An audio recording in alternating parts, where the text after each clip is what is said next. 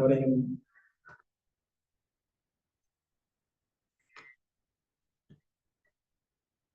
பக்தர்கள் அனைவரையுமே இந்த பக்தி விருக்ஷா வகுப்புக்கு வரவேற்கிறதுல ரொம்ப சந்தோஷம். நம்ம தொடர்ந்து இந்த பக்தி விருக்ஷா வகுப்புகளில் கலந்துட்டு வர்றோம். ஒவ்வொரு வாரமும் ஒரு தலைப்புல நாம ஆன்மீக வாழ்க்கையில ஏற்படக்கூடிய சந்தேகங்கள் இல்லை அப்படின்னு சொன்னா அதுல நமக்கு வேண்டிய தெளிவுகள் இதை நம்ம இந்த வகுப்பு மூலமா நம்ம அடைய முயற்சி செஞ்சுக்கிட்டு இருக்கிறோம். பிரபுபாதர் கிருஷ்ணனுடைய கருணை மூலமா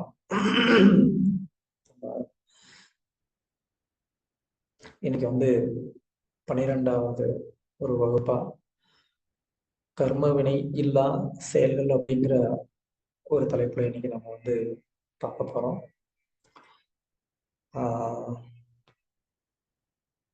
இந்த உலகத்துல ரொம்ப ரொம்ப ஆச்சரியமானது என்ன அப்படின்னு கேட்டோம்னு சொன்னா, மகாபாரதத்துல இந்த கேள்வி வருது. யக்ஷன் யுதிஷ்டிரர்கிட்ட கேட்கிறாரு, இந்த மாதிரி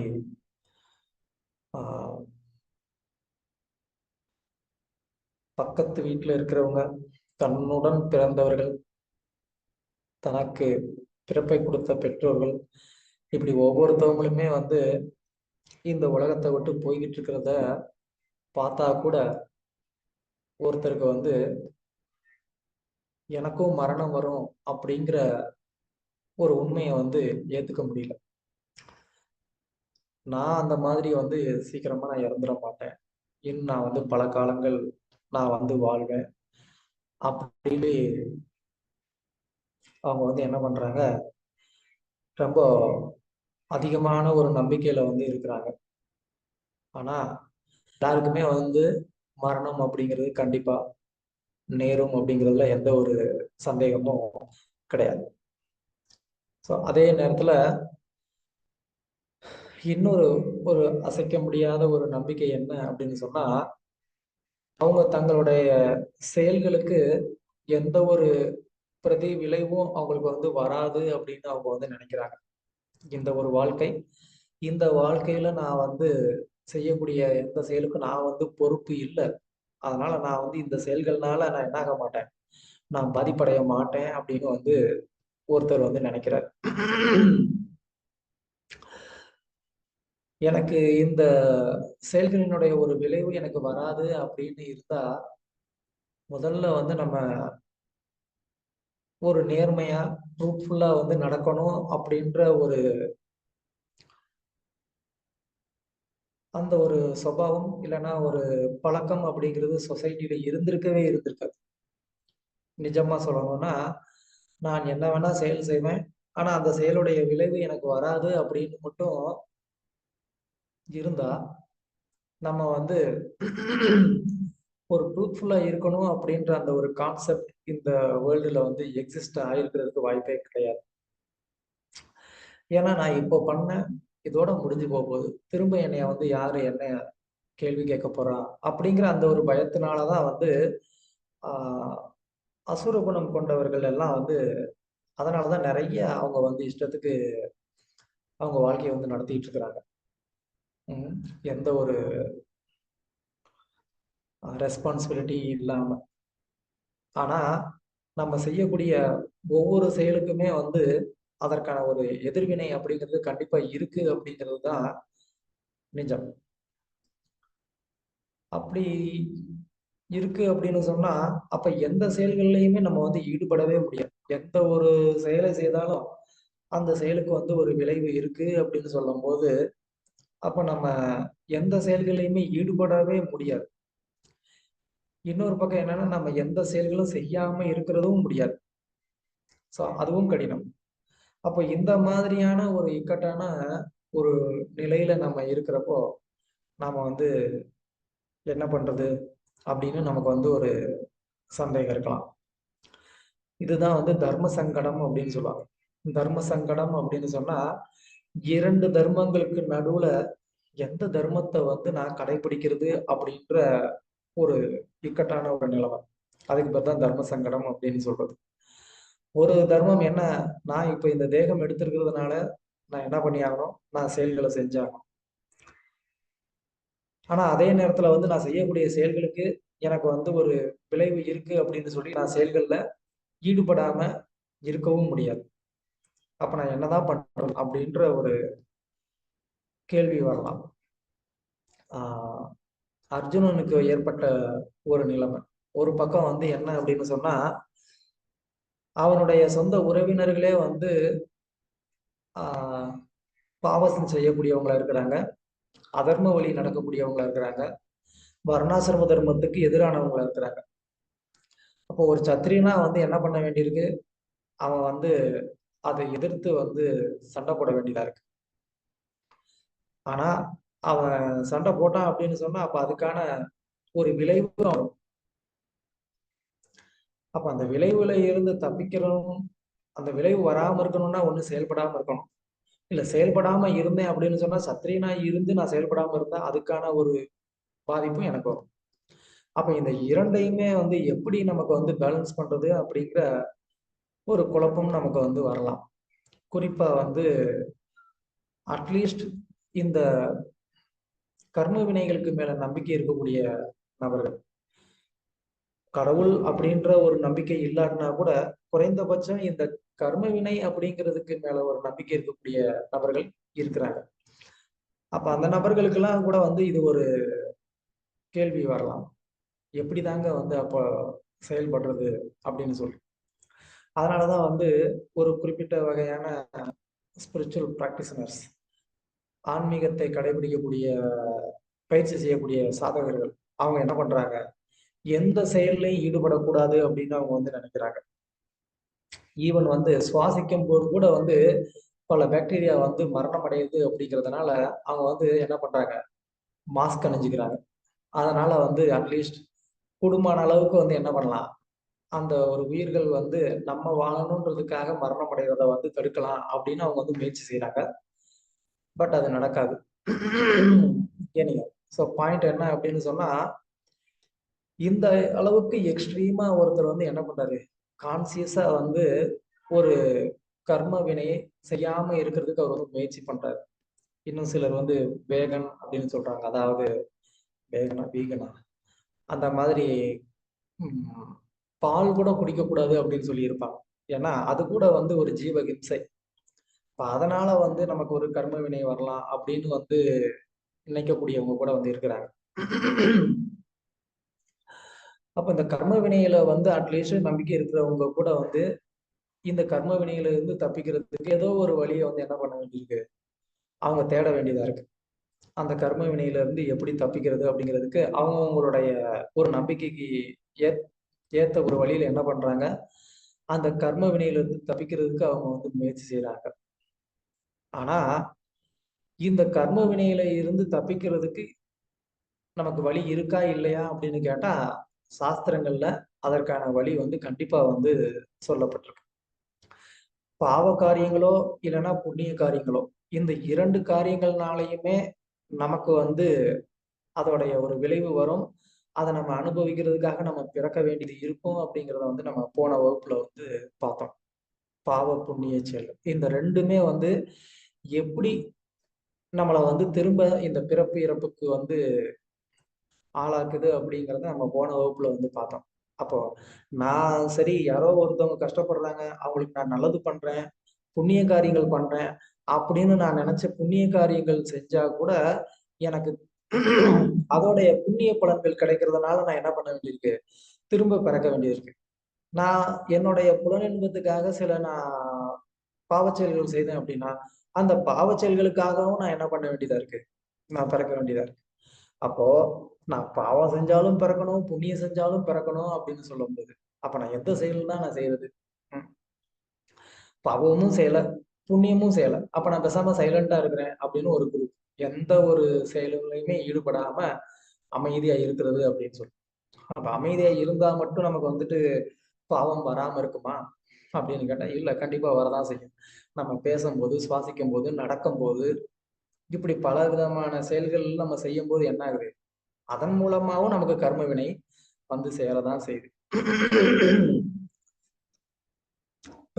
அப்போ இவ்வளவு தூரம் வந்து ரொம்ப ஒரு கிரிட்டிக்கலான ஒரு இந்த கர்ம பந்தனம் இருக்கிறப்போ, இத என்னதான் பண்ணி இதுல இருந்து நம்ம வந்து வெளியில வர்றதுக்கு வாய்ப்பு இருக்கு அப்படின்னு நமக்கு வந்து ஒரு கேள்வி வரலாம்.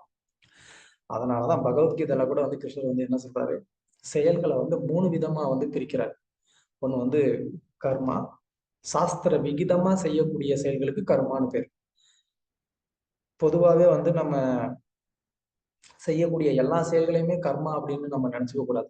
நான் சாப்பிடுறேன், ஸ்கூலுக்கு போறேன், வேலை பார்க்கிறேன், நான் கர்மா பண்றேன் அப்படின்னு சில பேர் வந்து நினைச்சுக்கிட்டு இருக்காங்க. நான் ஒரு கர்மவாதி அப்படின்னு சிலர் வந்து சொல்லிக்கிறாங்க. அது கர்மவாதி கிடையாது. சாஸ்திர விகிதமான கர்மங்கள பண்ணும்போது தான் அது கர்மாவாகும்.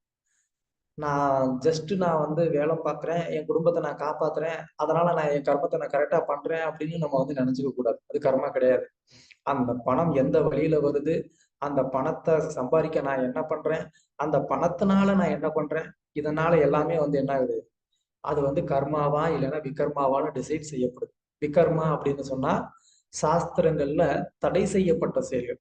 இந்த மாதிரி எல்லாம் வந்து செய்யக்கூடாதுன்னு சாஸ்திரங்கள்ல சொல்லியிருக்கு. அப்படி செயல்கள் எல்லாம் செய்தா அதுக்கு பேரு விகர்மா. சாஸ்திரங்கள்ல சொல்லியிருக்கிறபடி செஞ்சா அது கர்மா. அந்த கர்மத்தினால நமக்கு வந்துட்டு கண்டிப்பா ஆ புண்ணியம் கிடைக்கலாம். அந்த புண்ணியத்தினாலேயும் நம்ம பிறக்க வேண்டியிருக்கும். செய்யக்கூடாதுன்னு சொல்லியிருக்கிற அந்த கர்மாவை செய்யறதுனால என்ன ஆகும்? நமக்கு பாவம் வரும். அப்ப என்ன பண்ண வேண்டியிருக்கும்? நம்ம திரும்ப பிறக்க வேண்டியிருக்கும். அப்ப இதுல 2ல எத பண்ணாலுமே நம்ம வந்து பிறக்க வேண்டியிருக்கும். அட்லீஸ்ட் சாஸ்திர விகிதமான கர்மத்த செய்றதுனால நமக்கு கொஞ்சம் நல்ல பிறவிகள் கிடைக்கலாம். அந்த ஒரு பெனிஃபிட் இருக்கு. அது இல்லன்னு இல்ல. ஆனா, சாஸ்திர விரோதமான செயல்கள செய்யும்போது என்ன பண்ண வேண்டியிருக்கு? நமக்கு பிறப்பு கிடைக்கும். அதுவும் கீழான ஒரு நிலையில வந்து ஒரு பிறப்பு கிடைக்கும். அது ரொம்ப ரொம்ப டேஞ்சரான ஒண்ணு. ஏன்னா, அதுக்கப்புறம் திரும்ப நம்ம வந்து ஒரு நல்ல பிறவிக்கு வர்றதுக்கு எவ்வளவு நாள் ஆகும்னு சொல்ல முடியாது. அப்போ இந்த மாதிரி வந்து சிக்கல்கள் இருக்கிறப்போ, நம்ம என்ன பண்றதுன்ற ஒரு கேள்வி வரலாம். அப்போ அந்த செயல்களுக்கு பேரு என்னன்னா, அகர்மா அப்படின்னு சாஸ்திரங்கள்ல வந்து சொல்றாங்க. அகர்மா அப்படின்னு சொன்னா, எந்த செயல்கள செய்தா நமக்கு வந்து எந்த பலனும் வராதோ, அதுக்கு பேரு அகர்மா. அப்படின்னா, ஒரு செயல செய்றேன். அந்த செயல்னால எனக்கு பாவமும் வரப்போறதில்ல, புண்ணியமும் வரப்போறதில்ல. சோ இதுக்கு பேரு தான் வந்து அகர்மா. இதுல நம்ம ஈடுபடணும் அப்படிங்கிறத நம்ம வந்து தெரிஞ்சுக்கணும். ஏன் அப்படின்னு சொன்னா, சோ அந்த அகர்மா அப்படிங்கிறது என்ன? ஏன் நம்ம அதுல ஈடுபடணும் அப்படிங்கிறது தான் நம்ம இன்னைக்கு வந்து பார்க்க போறோம். அது என்னன்னு நம்ம வந்து பார்க்கலாம். ஓகே. யாராவது பிடிக்கலாம். பிரபுஜி நான் வாசிக்கட்டுமா? ம். 12 கர்ம வினை இல்லா செயல்கள். நஹி கச்சித் நம் அபிஜாது திஷ்டத் யக் திஷ்டத்ய கர்ம கிருத் காரியதே ஹ்ய வஷ கர்ம சர்வ பிரகிருதி ஜைர் குணை. மொழிபெயர்ப்பு. பௌதீக இயற்கையிலிருந்து பெறப்பட்ட குணங்களுக்குத் தகுந்தாற்போல் ஒவ்வொருவரும் சுதந்திரம் ஏதுமின்றி செயல்படுவதற்கு வற்புறுத்தப்படுகின்றனர். எனவே ஒரு கணம் கூட செயல்கள் எதையும் செய்யாமல் இருப்பது எவருக்கும் சாத்தியமில்லை. பொருளுரை. உடல் பெற்ற வாழ்வில் மட்டுமல்ல, ஆத்மாவின் இயல்பே எப்பொழுதும் இயங்கிக் கொண்டிருப்பதாகும். ஆத்மா இல்லாவிடில் ஜட உடல் நகர முடியாது. எப்பொழுதும் இயங்கிக் கொண்டிருப்பதும் ஒரு கணம் கூட நிறுத்த முடியாததும் ஆகும். அத்தகு ஆத்மாவினால் இயக்கப்படக்கூடிய ஓர் உயிரற்ற வாகனமே உடல். எனவே கிருஷ்ண உணர்வின் நற்செயல்களில் ஆத்மா ஈடுபடுத்தப்பட வேண்டும். இல்லையெனில் அது மாய சக்தியினால் ஆணையிடப்பட்டு செயல்களில் ஈடுபடுத்தப்பட்டுவிடும்.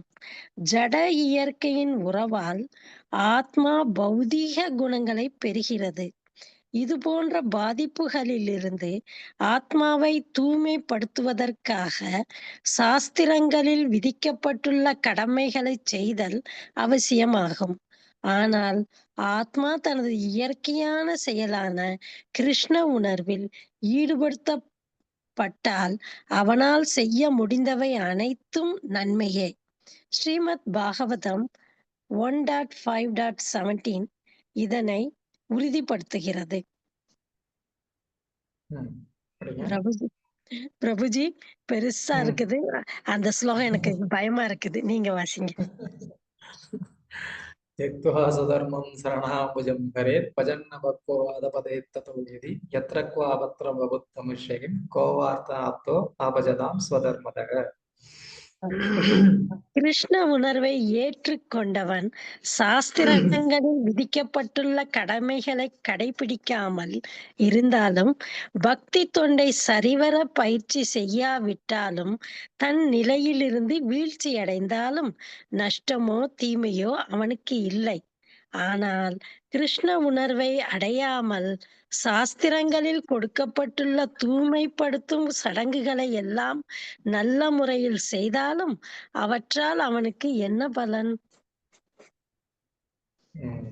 ஓகே,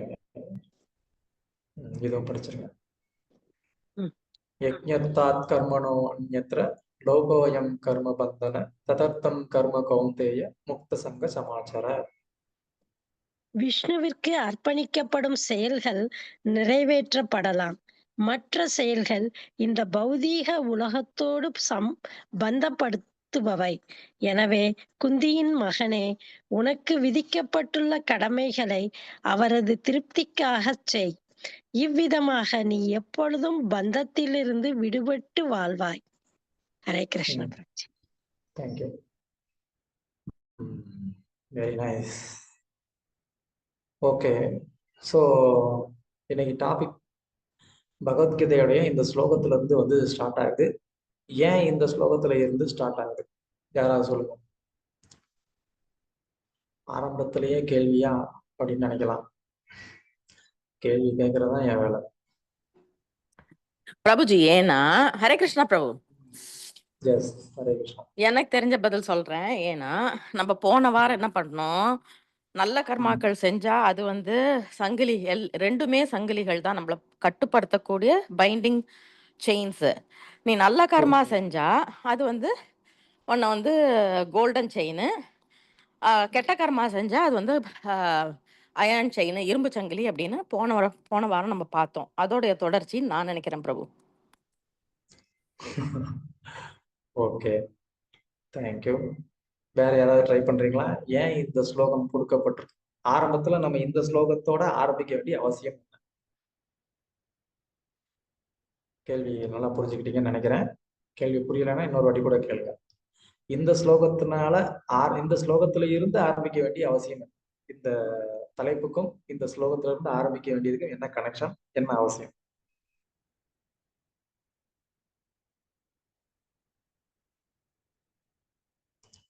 சொல்லுங்க யாராவது.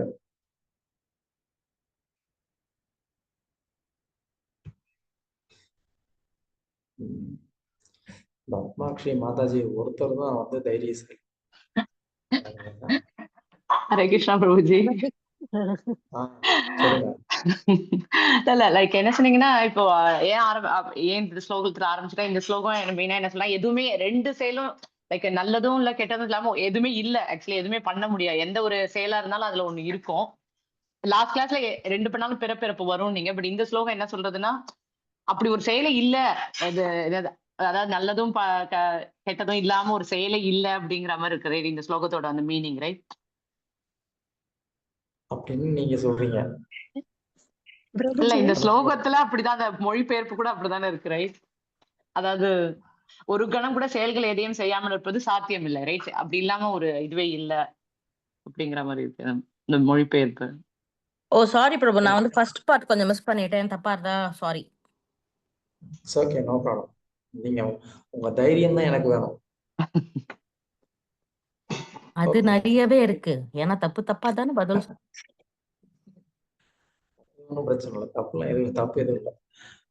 புவனா மாதாஜி, நீங்க வந்து சொல்றது கரெக்டா இல்லையான்னு கான்பிடென்ட்டா நீங்க சொல்லணும். அல்லது இல்ல இல்ல அப்ப எதுவும் இல்ல அப்படி அப்படி சாத்தியம் இல்லைன்னா எல்லாத்துக்கும் ஏதாவது ஒண்ணு இருக்கு பிரபுஜி. கண்டிப்பா நம்ம எது பண்ணாலும் இருக்கு. அதுதான் நல்லது பண்ணாலும் சரி கெட்ட பண்ணாலும் அதுக்கு ஒரு பலன் இருக்கு. அப்படிதான் என்னோட இது பிரபுஜி. கான்பிடன்டா சொல்றேன் இருக்கு. எது பண்ணாலும் ஒரு எந்த செயல் பண்ணாலும் ஒரு விளைவு இருக்கு. விளைவு இருக்கு. எஸ் பிரபுஜி. பிரபு இருங்க, நான் படிக்கிறேன் அந்த இத.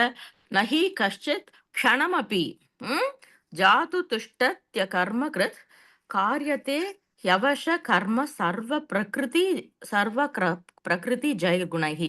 ஓஹோ, எல்லா பிரகிருதி எல்லா சர்வ அதாவது இது என்ன சொல்றதுன்னா எல்லா லிவிங் பீயிங்ஸும் ஆல் லிவிங் பீயிங்ஸ் கணமாப்பி not even for a split second they cannot be without doing any karma. அது வந்து இந்த ஆத்மாவுடைய இயல்பான ஒரு செயல். ஸோ த ஆத்மாவோட இயல்பான செயல் is to get to do something. யாராலையும் வந்து இந்த ரமண மகரிஷி சொல்ற மாதிரி சும்மா இரு அப்படின்ற அந்த கான்செப்டால பேசுறதுக்கு தியரிக்கு வேணா நல்லா இருக்கலாம். ஆனா வந்து உண்மையில அது வந்து செய்ய முடியாது யாராலையும். அப்ப அதுவும் நம்மள மாதிரி இருக்கிற மக்களால அது வந்து பண்றது ரொம்ப கஷ்டம். To control your mind, like Arjuna says, it's very very hard. So எல்லா ஜீவராசிகளோட இந்த பிரகிருதியில இந்த மோட்ஸ் ஆஃப் மெட்டீரியல் நேச்சர்ல இருக்கிற எல்லா பிரகிருதியோட இயல்பான குணம் வந்து is to do something and to be attached to something, because the mind is always getting attached to something. I don't know if this is expressing myself a little bit better, but that's what it is. Like Prabhuji நீங்களும் சொன்னீங்களே இந்த mask போட்டு இந்த bacteria சில பேர்லாம் வந்து mask போட்டு அந்த பாக்டீரியா கூட கில் பண்ணாம இருக்கணும். அது வந்து எவ்வளவு பேரால ரைட் ஐ டோன்ட் நோ, அது முடியாது ரைட். அதனால அதுவும் ஒரு நீங்க சொன்ன எக்ஸாம்பிள்ல இருந்து அதுவும் ஓகே, வெரி நைஸ். வேற யாராவது ட்ரை பண்றீங்களா? பிரபுஜி எனக்கு ஒண்ணு தோணுது. 2 செயின் வரும்னு சொன்னீங்க, நல்லது செஞ்சா என்ன இதுன்னு சொன்னீங்கல்ல. 2 செயின், அப்ப 2 செயினும் கிடைக்காம இருக்கிறதுக்கு நம்ம என்ன செய்யணும்னு ஒரு கொஸ்டின் வரும். அந்த கொஸ்டினுக்கு ஆன்சர் இதுல இருக்கு. அதனால இத ஆரம்பிச்சிருக்காங்க. அந்த செயின் கிடைக்காம இருக்கணும்னா நீங்க வந்து அந்த கடைக்கு போகாம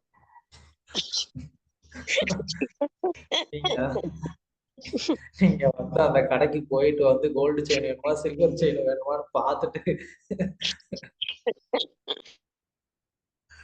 okay, very good very good. Fail ஆயிட்டேன் Prabhuji. Yes yes, very nice. வேற யாராவது?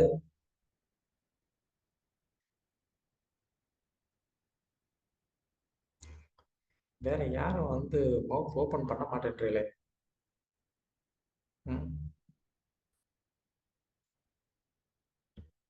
ஏன் பேச மாட்டோம்னு வந்துட்டு ஒரு விரதம் எடுத்துட்டு தான் கிளாஸுக்குள்ளேயே ஜாயின் பண்றீங்களா?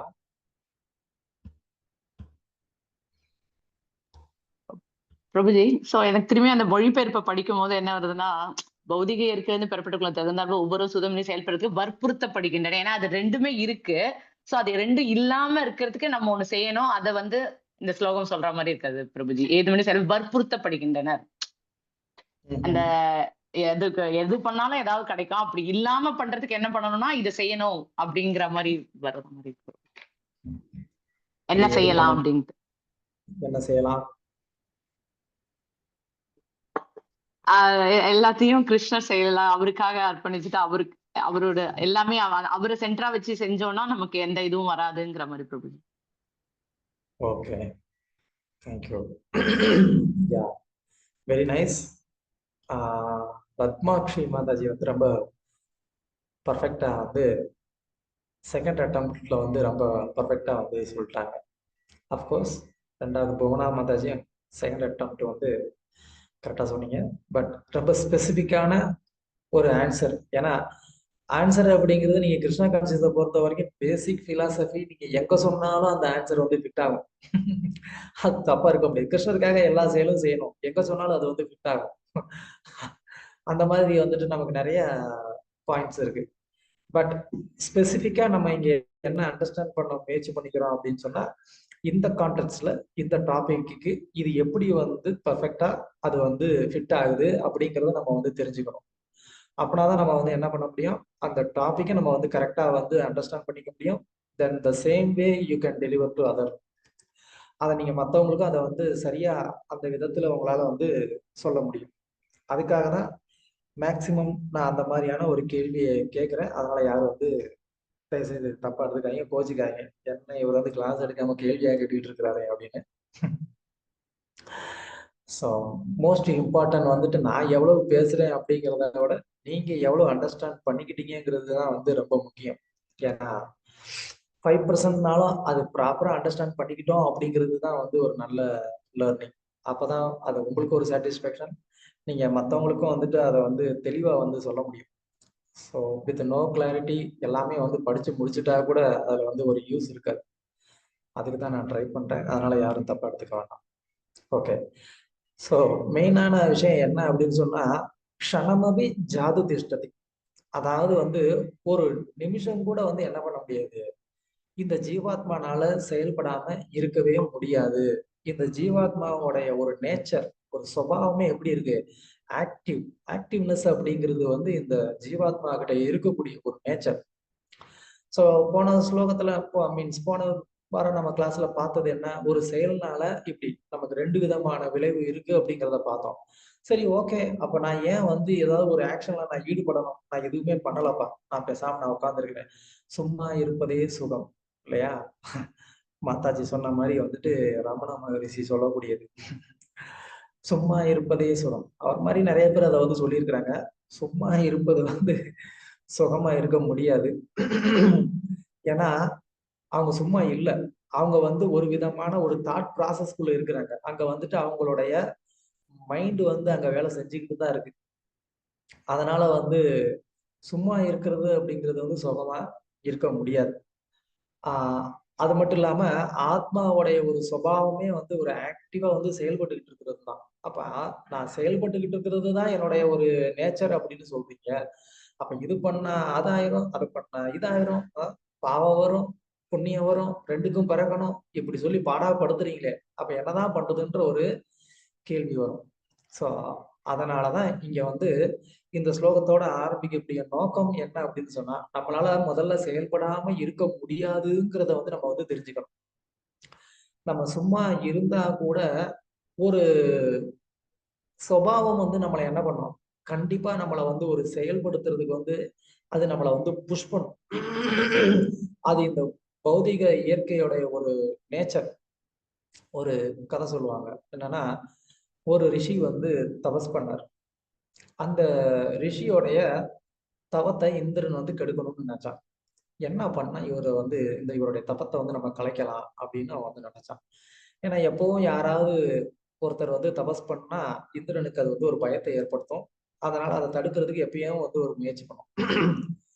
அதுக்காக அவன் என்ன பண்ணான் அப்படின்னு சொன்னா, ஒரு சத்திரியனுடைய ஒரு ரூபத்துல வந்தான். ஒரு நல்ல அற்புதமான ஒரு வாள், ஒரு ஸ்வாட், அதை வந்து என்ன பண்ணா அந்த ரிஷி கிட்ட கொண்டு வந்து கொடுத்து, இந்த மாதிரி நான் இந்த நாட்டு ராஜா, நான் இப்போ வந்து இப்படி என்னுடைய ஒரு குருவை நான் வந்து சந்திக்க போய்கிட்டு இருக்கேன். குருவை சந்திக்க போறப்ப இந்த மாதிரி வந்து ஒரு அரச உடையிலையோ ஆயுதங்களையோ எடுத்துட்டு போறது வந்து சரியில்லை, அது தர்மம் இல்லைன்னு உங்களுக்கும் தெரியும். அதனால தயவு செஞ்சு நீங்க என்ன பண்ணுங்க, இந்த வாளை நீங்க கொஞ்ச நேரம் வச்சிருந்தீங்கன்னா நான் போய் என் குருவை பார்த்து நான் ஆசீர்வாதம் வாங்கிட்டு நான் வந்துடுறேன். வரும்போது நான் இதை வாங்கிக்கிறேன். ஏன்னா இந்த வாள் வந்து ரொம்ப ரொம்ப அற்புதமானது, அதிசயமானது. அதனால வேற எங்கேயாவது வந்து வச்சு அது வந்து மிஸ் ஆயிடுச்சு அப்படின்னு சொன்னா அது எனக்கு ரொம்ப பெரிய ஒரு இழப்பு. அது இல்லாம எனக்கு வந்து ஒரு வெற்றி அப்படிங்கிறதே கிடையாது. அதனால என்ன பண்ணுங்க, தயவு செஞ்சு நீங்க வச்சிருங்க, நான் வந்துடுறேன் அப்படின்னு சொல்லிட்டு என்ன பண்ணா அந்த ரிஷி கிட்ட கொடுத்துட்டு அவன் போயிட்டான். அந்த ரிஷி சரி பரவாயில்ல, ஒரு ராஜா அதுவும் குருவை பார்த்து ஆசீர்வாதம் வாங்கணும்னு சொல்றானே, அதனால என்ன பண்ணலாம், வச்சிருக்கலாம் அப்படின்னு சொல்லிட்டு என்ன பண்ணாரு, சரிப்பா அந்த பக்கத்துல வச்சுட்டு போ, இந்த மாதிரி ஆயுதங்கள் எல்லாம் நான் வந்து தொடக்கூடாது, அங்க வச்சிரு அப்படின்னு சொல்லிட்டு என்ன பண்றாரு, அவர் பக்கத்துல வச்சுட்டு போக சொல்றாரு. அவனும் வச்சுட்டு போயிடுறான். இப்ப அவர் வந்து தபம் பண்ண வந்து கண்டினியூ பண்றாரு. அப்ப தபஸ் பண்ணும்போது அவருக்கு வந்து என்ன சிந்தனை வர ஆரம்பிக்குது, என்கிட்ட இந்த மாதிரி ஒரு பொறுப்பை கொடுத்துட்டு போயிருக்கிறானே இந்திரன், நான் இப்ப இதை சரியா பண்ணல, நிறைவேற்றல அப்படின்னு சொன்னா அவன் எனக்கு கொடுத்த ஒரு பொறுப்புல இருந்து நான் தவறுனவன் ஆயிடுவேன். அப்ப திரும்ப என்கிட்ட வந்து கேட்கும்போது அதை கொடுக்க முடியல அப்படின்னு சொன்னா அதுவும் எனக்கு வந்து ஒரு லாஸ் தான். அதனால நான் என்ன பண்றது அப்படின்னு சொல்லி யோசித்தாரு. சரி பக்கத்துல வச்சிருக்கிறத எவனாவது எடுத்துட்டு போயிட்டான்னா என்ன பண்றது அப்படின்னு சொல்லி என்ன பண்ணாரு, முதல்ல எடுத்து மடியில வச்சாரு. அப்புறமா வந்து இன்னும் கொஞ்ச நேரம் வந்து தபஸ் பண்ணாரு. அந்த தபஸ் பண்ணிட்டு இருக்கிறப்போ மடியில இருக்கிறது எவனாவது ஒருத்தன் நம்ம தியானத்துல ஆழ்ந்து போயிட்டோம் அப்படின்னு சொன்னா, அப்போ எவனாவது எடுத்துட்டு போயிட்டான்னா என்ன பண்ண முடியும்? அது கூட நமக்கு வந்து கான்சியஸ்ல இருக்காதே. அதனால என்ன பண்ணலாம், கையிலேயே வச்சுக்கலாம் அப்படின்னு சொல்லிட்டு கையிலேயே புடிச்சுட்டாரு. கையில பிடிச்சிட்டே கொஞ்ச நேரம் வந்து அப்படியே தபஸ் பண்ணிக்கிட்டே இருந்தாரு. அப்ப அவர் மனசுக்குள்ள வந்து ஒரு கேள்வி வந்துச்சு. என்ன இந்த வாள் வந்து அவ்வளவு பெரிய ஒரு வாள் அப்படின்னு சொல்லிட்டு போயிருக்கான் அப்படின்னு சொல்லி பாக்குறாரு. வெயிட் பண்றாரு. இவன் வர்றானா இல்லையான்னு. இவன் வரவே இல்லை. போனவன் வர மாட்டான். ஏன்னா அவர் கொடுத்ததோடைய நோக்கமே வேற. இவர் அதை கையில வச்சுட்டு வெயிட் பண்ணிக்கிட்டே இருக்கிறாரு. வருவான் வருவான்னு சொல்லிட்டு. அதுக்கப்புறமா என்னதான் இந்த வாள் அப்படி பெருசா வந்து இருக்கு அப்படின்னு சொல்லி என்ன பண்றாரு, அப்படியே அவர் உட்காந்து தபஸ் பண்ணிக்கிட்டு இருக்கிற இடத்துலயே பக்கத்துல வளர்ந்த அந்த இருக்கக்கூடிய சின்ன சின்ன செடிகள்லாம் இருக்கு. அதை வந்து அப்படி சும்மா லைட்டா அந்த அந்த வாழை வச்சு அப்படி வந்து வெட்டுறாரு. அப்படியே வந்து ஆஹ் எப்படி இன்னைக்கு வந்து இந்த சைனீஸோடைய நைஃப், சைனீஸா ஜப்பானீஸா அவங்களுடைய நைஃப் ரொம்ப ஃபேமஸா இருக்கு. ஆன்லைன்லலாம் அதுல வந்து ரொம்ப வந்து ப்ரொமோட் பண்ணிட்டு இருக்கிறாங்க. அப்படி வந்து கட் பண்ணணும்னு சொல்லி இல்லையா? அது மாதிரி வந்து இந்த நைஃபை வச்சு அவன் வந்து வெட்டி பார்க்குறான். அவ்வளவு சூப்பரா வந்து இருக்கு. அதை பார்த்து அவர் வந்து என்ன பண்ண ஆரம்பிக்கிறாரு, அப்படியே வந்துட்டு இங்க அங்கன்னு அப்படியே வந்து சின்ன சின்னதெல்லாம் வந்து வெட்டி பார்க்க ஆரம்பிக்கிறாரு. அப்படியே வந்து என்ன பண்ண ஆரம்பிச்சிடறாரு, ஒரு மிருகத்தையே வந்து கொல்ல ஆரம்பிக்கிறாரு. அதுக்கப்புறமா அதோடைய ஒரு விளைவா அப்படியே கொஞ்சம் கொஞ்சமா வந்து ஒரு வேடனுடைய ஒரு வாழ்க்கைக்கு மாற ஆரம்பிச்சிட்டாரு. இந்திரன் பார்த்தான், ஓகே வெரி குட், நம்ம கொடுத்த வாள் வேலை செஞ்சிருச்சு அப்படின்னு சொல்லிட்டு அவன் ஹாப்பியா போயிட்டான். ஸோ இதுதான் வந்து பிரகிருதி அப்படிங்கிறது. இந்த பிரகிருதி வந்து என்ன பண்ணும், எப்படியாவது நம்மளை வந்து என்ன பண்ணும், எந்த விதத்திலையாவது நம்மளை வந்து ஒரு செயல்ல ஈடுபட வைக்கும் அப்படிங்கிறதுல நமக்கு சந்தேகமே தேவையில்லை. அதுலயும் வந்து ஒரு ஆன்மீக வாழ்க்கையை பயிற்சி செய்யணும், அதுல முன்னேறணும்னு நினைக்கக்கூடிய ஒரு சாதகன், ஒரு தபஸ்வியவே வந்து இந்த பிரகிருதி என்ன பண்ணுது, அந்த குணத்தினுடைய ஒரு தாக்குதல் மூலமா, உந்துதல் மூலமா அது என்ன பண்ணுது, ஏதோ ஒரு செயல்ல அதை வந்து ஈடுபட வைக்குது. முதல்ல என்ன ஆகும், இந்த பிரகிருதி இந்த முக்குணம் வந்து ஆல்ரெடி மைண்டோட வந்து ஒரு நல்ல ஒரு கனெக்ஷன்ல இருக்கு. அதனால என்ன பண்ணும், அந்த குணங்கள் மைண்டை வந்து அஜிடேட் பண்ணும். அப்ப மனசுக்குள்ள வந்து அந்த எண்ணங்கள் வந்து பாப்பப் ஆகும். ஓ இது பண்ணிருக்கலாமோ, அது பண்ணிருக்கலாமோ, இது நடந்துச்சுன்னா என்ன பண்ண, அது நடந்துச்சுன்னா என்ன பண்ண, சம்திங். இது வந்து யாருக்கும் சொல்லணும்ன்ற அவசியம் இல்லை. நம்ம எல்லாருக்குமே இந்த எக்ஸ்பீரியன்ஸ் இருக்கும். ஒரு வேலை, எந்த வேலை செஞ்சுக்கிட்டு இருந்தாலும் மனசுக்குள்ள மனசு பண்ணிக்கிட்டு இருக்கிற ஒரு வேலை செப்பரேட்டா அது நடந்துகிட்டே இருக்கும்.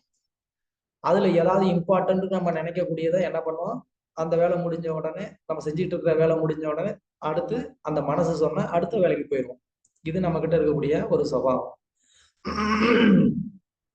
சோ இந்த பிரகிருதி அப்படிங்கிறது வந்து என்ன பண்ணுது, இந்த மாதிரி இந்த ஜீவாத்மாவை எப்படினாலும் வந்து ஏதோ ஒரு விதத்துல அது வந்து செயல்பட வச்சுக்கிட்டே இருக்கு அப்படிங்கிறது தான் வந்து நீங்க சொல்ல வர்றாங்க.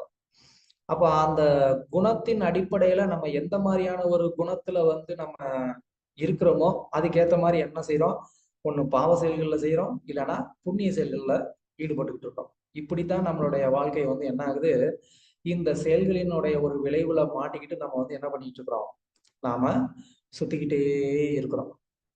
அப்போ அதனாலதான் வந்து சாஸ்திரத்துல என்ன சொல்லியிருக்கு, மனப்பரம் காரணம் மாமனந்தி இது சம்சார சக்கர பரிவர்த்தைய அப்படின்னு அவந்தி பிராமணா பாகவதத்துல வந்து சொல்றாரு. இந்த மனசுதான் வந்து என்ன பண்ணுது, நம்மள இந்த பௌதிக உலகத்துல சுத்த வச்சுக்கிட்டு இருக்கு. காரணம் என்ன, பிரகிருதி குணை. இந்த மனசு இந்த பிரகிருதியோட இந்த முக்குணங்களோட வந்து ஒரு தொடர்புல இருக்கிறதுனால அது என்ன பண்ணுது, நம்மள ஏதாவது ஒரு செயல்ல வந்து ஈடுபடுத்திக்கிட்டே இருக்கு. அப்போ இந்த மனசும் சரி ஆத்மாவும் சரி ரெண்டுமே வந்து ஃபங்க்ஷன் ஆகிக்கிட்டே இருக்கக்கூடிய ஒரு நேச்சர், ஒரு சுபாவம் இருக்கக்கூடியது. அப்படிப்பட்ட அந்த ஒன்றை வந்து செயல்படாம நம்ம வந்து ஆக்க முடியுமா அப்படின்னு கேட்டா அது சான்ஸே கிடையாது. எப்படி சொல்லலாம், ஆல்ரெடி வந்து அதோடைய நான் ஏற்கனவே ஒரு உதாரணம் சொல்லியிருக்கேன். இப்ப கடிகாரம் இருக்கு, வாட்ச் இருக்கு, அதுக்குள்ள வந்து என்ன ஆகுது, அது அந்த முள் வந்து அது ஓடிக்கிட்டே இருக்கும். அது ஓடிக்கிட்டே இருந்தா தான் அது வாட்ச். அதுக்கு பிரயோஜனமே இருக்கு. அது ஓடலை அப்படின்னு சொன்னா அது வந்து வாட்ச் அப்படின்னு நம்ம சொல்ல வேண்டிய அவசியமே இல்லை. அது காலத்தையும் காமிக்க போறது இல்லை. அது மாதிரி ஆத்மா அப்படிங்கிறதே வந்து ஒரு ஃபங்க்ஷன் ஆகக்கூடிய ஒண்ணு. அது ஃபங்க்ஷன் ஆகாமலே இருக்கு அப்படின்னு சொன்னா அதுக்கு இந்த தேகம்னு ஒண்ணு நம்ம கொடுக்க வேண்டிய அவசியமே கிடையாது. தேகம்னு ஒண்ணு எதுக்காக கொடுக்கப்பட்டிருக்கு? இந்த தேகம் அப்படிங்கிறது வந்து இங்க பொருளுரையில சொல்லியிருக்கிற மாதிரி இது ஜஸ்ட் ஒரு டெட் பாடி தான். இது வந்து எப்படி நம்ம யூஸ் பண்ற ஒரு வெஹிக்கல், அது வந்து ஒரு டெட் மேட்டர். அது அதுவா ஃபங்க்ஷன் ஆக போறது கிடையாது. அதுக்குள்ள எப்போ வந்து ஒரு நபர் உள்ள போய் உட்காந்து அதை டிரைவ் பண்றாரோ அப்பதான் அது வந்து என்ன ஆகுது, அது வந்து டிரைவ் ஆகுது. இல்லை அப்படின்னா அது அப்படியே இருக்கும், அது ஒரு டெட் மேட்டர். அதே மாதிரியே இந்த பாடியும் வந்து ஒரு வெஹிக்கல். இந்த பாடிக்குள்ள இது ஒரு டெட் மேட்டர் தான். இந்த பாடிக்குள்ள ஆத்மா வந்து எதுக்கு வருது? அதை ஃபங்க்ஷன் பண்ணணுங்கிறதுக்கு தான் வருது. அதை ஃபங்க்ஷன் பண்ணி ஏதோ ஒரு ரிசல்ட் அது வந்து எடுத்துக்கணுங்கிறதுக்கு தான் இந்த பாடி அதை யூஸ் பண்ணுது.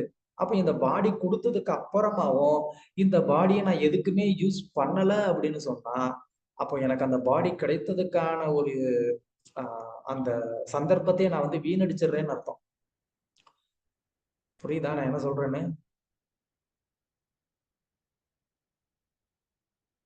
நான் பேசுறது புரியுதா? நன்னா புரியாது பிரபு. பிரபுஜி, பிரபுபாது சேஸ் இந்த நம்மளோட இந்த தேகம் வந்து பகவானுடைய அனுகிரகத்தினால கொடுக்கப்பட்ட சந்தனக்கட்டை மாதிரி.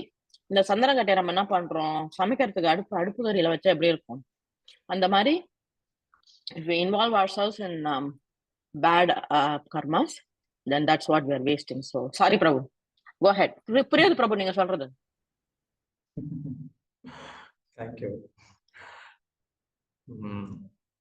ஸோ நமக்கு இந்த பாடி கொடுத்துருக்கிறதோடைய நோக்கமே வந்து என்னன்னா ஃபங்க்ஷன் பண்ணிக்கிறதுக்கு தான். அது கிடைச்சதுக்கு அப்புறமா நான் இதை ஃபங்க்ஷன் பண்ண மாட்டேன், நான் வந்து சும்மா இருப்பேன் அப்படின்னு சொன்னா அப்ப அதை கொடுத்ததுக்கான அந்த பர்பஸே வந்து என்ன ஆயிருது, லாஸ் ஆயிருது. அதனால இந்த பாடிய நம்ம யூஸ் பண்ணணும். ஆத்மா ஃபங்க்ஷன் ஆகத்தான் செய்யும். ஸோ அதோடைய நேச்சரே வந்து இயங்கிக்கிட்டே இருக்கக்கூடியதுதான். ஆனா அதை எப்படி வந்து நம்ம யூஸ் பண்றது அப்படிங்கிறது தான் நம்ம வந்து என்ன பண்றோம், தப்பா பண்ணிடுறோம். அதனால என்ன ஆயிருது, டோட்டல் ரிசல்ட்டுமே வந்து தப்பா போயிடும். ஸோ அதுதான் வந்து இங்க இந்த ஸ்லோகத்தை வந்து மேற்கோள் காட்டுறாங்க. ஒவ்வொருத்தவங்களுக்கும் வந்துட்டு செயல்படணும் அப்படிங்கிறது விதிக்கப்பட்ட ஒரு கடமை. அந்த விதிக்கப்பட்ட கடமையை ஒருத்தர் வந்து சரியா செய்யும் போது வந்து என்னாகிறாரு, அவர் புண்ணிய காரியத்தை வந்து சம்பாதிக்கிறார். தெத்வா சுதர்மம் சரணாபுஜம் ஹரே பஜன் அபக்வோ அதபதோ ததோயதி. ஒருத்தர் வந்து தனக்கு விதிக்கப்பட்ட கடமைகளை சரியா செஞ்சு அவர் வந்து புண்ணியத்தை வந்து நிறைய சம்பாதிச்சா கூட என்ன பிரயோஜனம்? ஏன்னா அவர் திரும்ப வந்து பிறக்க வேண்டியிருக்கு. ஓகே, இப்போ நான் அந்த புண்ணிய காரியங்களை பண்ணாம நான் வந்து என்ன பண்றேன், பக்தி தொண்டை நான் வந்து பண்ணணும்னு நினைக்கிறேன். அந்த செயலை நான் ஈடுபடலாம் நினைக்கிறேன். ஏன்னா எப்படியும் நான் செயல்படணும், அந்த ஒரு ஆக்ஷன்ல நான் ஈடுபடத்தான் வேண்டி இருக்கு. சரி, நான் வந்து பக்தி தொண்டில ஈடுபடுறேன். ஆனா நான் சக்சஸ் ஆகல, நான் என்ன பண்றது? நான் ஒருவேளை இந்த செயல்ல ஈடுபட்டு நான் ஃபெயிலியர் ஆயிட்டேன் அப்படின்னா என்ன பண்றது? இதுல நான் அந்த 100% நான் வந்து ரீச் பண்ணாம போயிட்டேன்னா என்ன பண்றது? எத்திர குவாபத்திர அபுத்தமுஷிகித் கோவார்த்த ஆப்தோ ஆபஜதாம் சதர்ம. நம்ம வந்து சொதர்மத்தைய கடைபிடிக்காம விட்டு இந்த பக்தி தொண்டை பண்றேன்னு சொல்லி நம்ம வந்து ஃபெயில் ஆயிருந்தா கூட நமக்கு ஒரு விதமான நஷ்டமும் இல்லை அப்படின்னு வந்து இந்த ஸ்லோகத்துல வந்து சொல்லப்படுது. ஸோ ஃபர்ஸ்ட் என்ன, நம்ம வந்து ஃபங்க்ஷன் ஆகியே தீரணும் அப்படிங்கிறது நமக்கு விதிக்கப்பட்டிருக்கு. அது ஆத்மாவுடைய ஒரு சுபாவம். அப்ப ஏதோ ஒரு செயலை வந்து நான் செய்யறது, புண்ணியமா இருக்கலாம் இல்ல கர்மாவும், இது பாவமா இருக்கலாம், இந்த ரெண்டை ஏதோ ஒண்ணு செஞ்சு நான் திரும்ப பிறக்கிறத விட நான் என்ன பண்ணலாம், பக்தி தொண்டுல நான் வந்து ஈடுபடலாம். சரி பிரபு, பக்தி தொண்டுல ஈடுபட்டு நான் சக்சஸ் ஆகலைன்னா டோன்ட் வரி. சக்சஸ் ஆகாட்டினா கூட அது நமக்கு ரொம்ப பெரிய ஒரு தோல்வி அப்படிங்கிறது இல்ல ஏன்ற ஒரு கேள்வி வரும். அதுதான் அடுத்த ஸ்லோகத்துல வந்து அதுக்கான பதில் வந்து சொல்றாங்க. ஏன்னா யஜ்ஞத்தாத் கர்மனோ அந்யத்ர லோகோயம் கர்ம பந்தனம். மற்ற வேலைகள்லாம் வந்து என்ன பண்ணுது, நம்மள கர்ம பந்தத்துல வந்து ஈடுபடுத்துது. ஆனா யஜ்ஞத்தாத் கர்மனோ, எந்த ஒரு செயல் வந்து யஜ்ஞத்தில் அர்ப்பணிக்கப்படுதோ, அதாவது கிருஷ்ணருக்கு வந்து அர்ப்பணிக்கப்படுதோ, அந்த செயல் வந்து என்ன பண்றது இல்ல, அது வந்து ஒருத்தரை பந்தப்படுத்துறது இல்ல. அது என்ன பண்ணுது, தத்தர்த்தம் கர்ம கௌந்தேய முக்த சங்க சமாச்சாரம். அந்த செயல் ஒருத்தரை வந்து எதை நோக்கி வந்து வழி நடத்துது? முக்தியை நோக்கி வழி நடத்துது. அது பந்தத்தை நோக்கி வழி நடத்துறது இல்ல, அது முக்தியை நோக்கி வந்து வழி நடத்துது அப்படிங்கிறது வந்து இங்க அடுத்த ஸ்லோகத்துல வந்து சொல்றாங்க. அப்போ செயல்படாம இருக்க முடியாது, நம்ம செயல்படணும். அந்த செயல் எதற்கான ஒரு செயலா இருக்கணும்? விஷ்ணுவிற்கு அர்ப்பணிக்கப்பட வேண்டிய ஒரு செயலா இருக்கணும். அவ்வளவுதான். அது விஷ்ணுவுக்கு அர்ப்பணிக்க முடியாத ஒரு செயலா இருந்தது அப்படின்னு சொன்னா, அப்போ அது நம்மளை வந்து பந்தப்படுத்தும். அதுல இருந்து மேபி நமக்கு பாவம் வரலாம், இல்ல புண்ணியமும் வரலாம். ஆனா கிருஷ்ணருக்காக செய்யப்படக்கூடிய செயல்ல நமக்கு பாவமும் கிடையாது, புண்ணியமும் கிடையாது. இந்த இரண்டுல இருந்து விடுபட்டு நம்ம வந்து என்ன பண்ண முடியும்? நாம முக்தியை நோக்கி வந்து போக முடியும் அப்படின்னு வந்து இங்க சொல்றாங்க.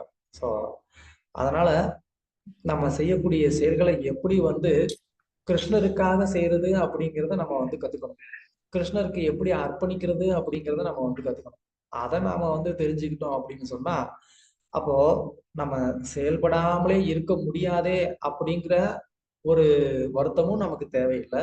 இல்ல நான் இதை செயல்படுறேன், அதோடைய ஒரு கர்ம வினையில நான் பாதிக்கப்படுவனோ அப்படின்ற ஒரு பயமும் நமக்கு தேவையில்லை.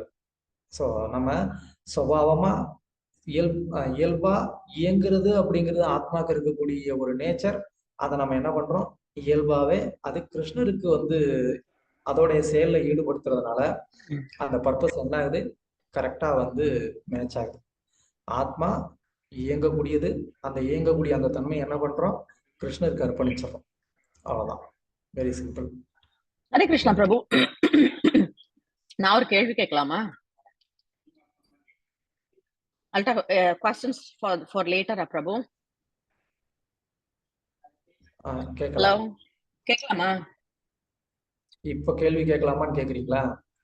இப்ப கேட்கலாமா, கடைசியில கேட்கணுமா? அந்த கான்டெக்ஸ்ட்ல வரும்போது கேட்கணுமா, இல்ல we should save it for later without interrupting the class? கடைசியில கேட்டா நல்லா இருக்கும். சரி, ஓகே. மறந்து சரி, ஓகே. போயிருந்தீங்கன்னா probably நீங்க சொல்ற மாதிரி it gets answered in the next. இல்ல, my question was, நான் மறந்து போயிடுவேன், நீங்க ஞாபகம் வச்சுக்கோங்க. My question was, சரி, I'm going to for a minute be anti Krishna conscious, okay? Krishna உணர்வுல இருந்து நான் வெளியில நீக்கமா வச்சு, I'm going to be a third party to this.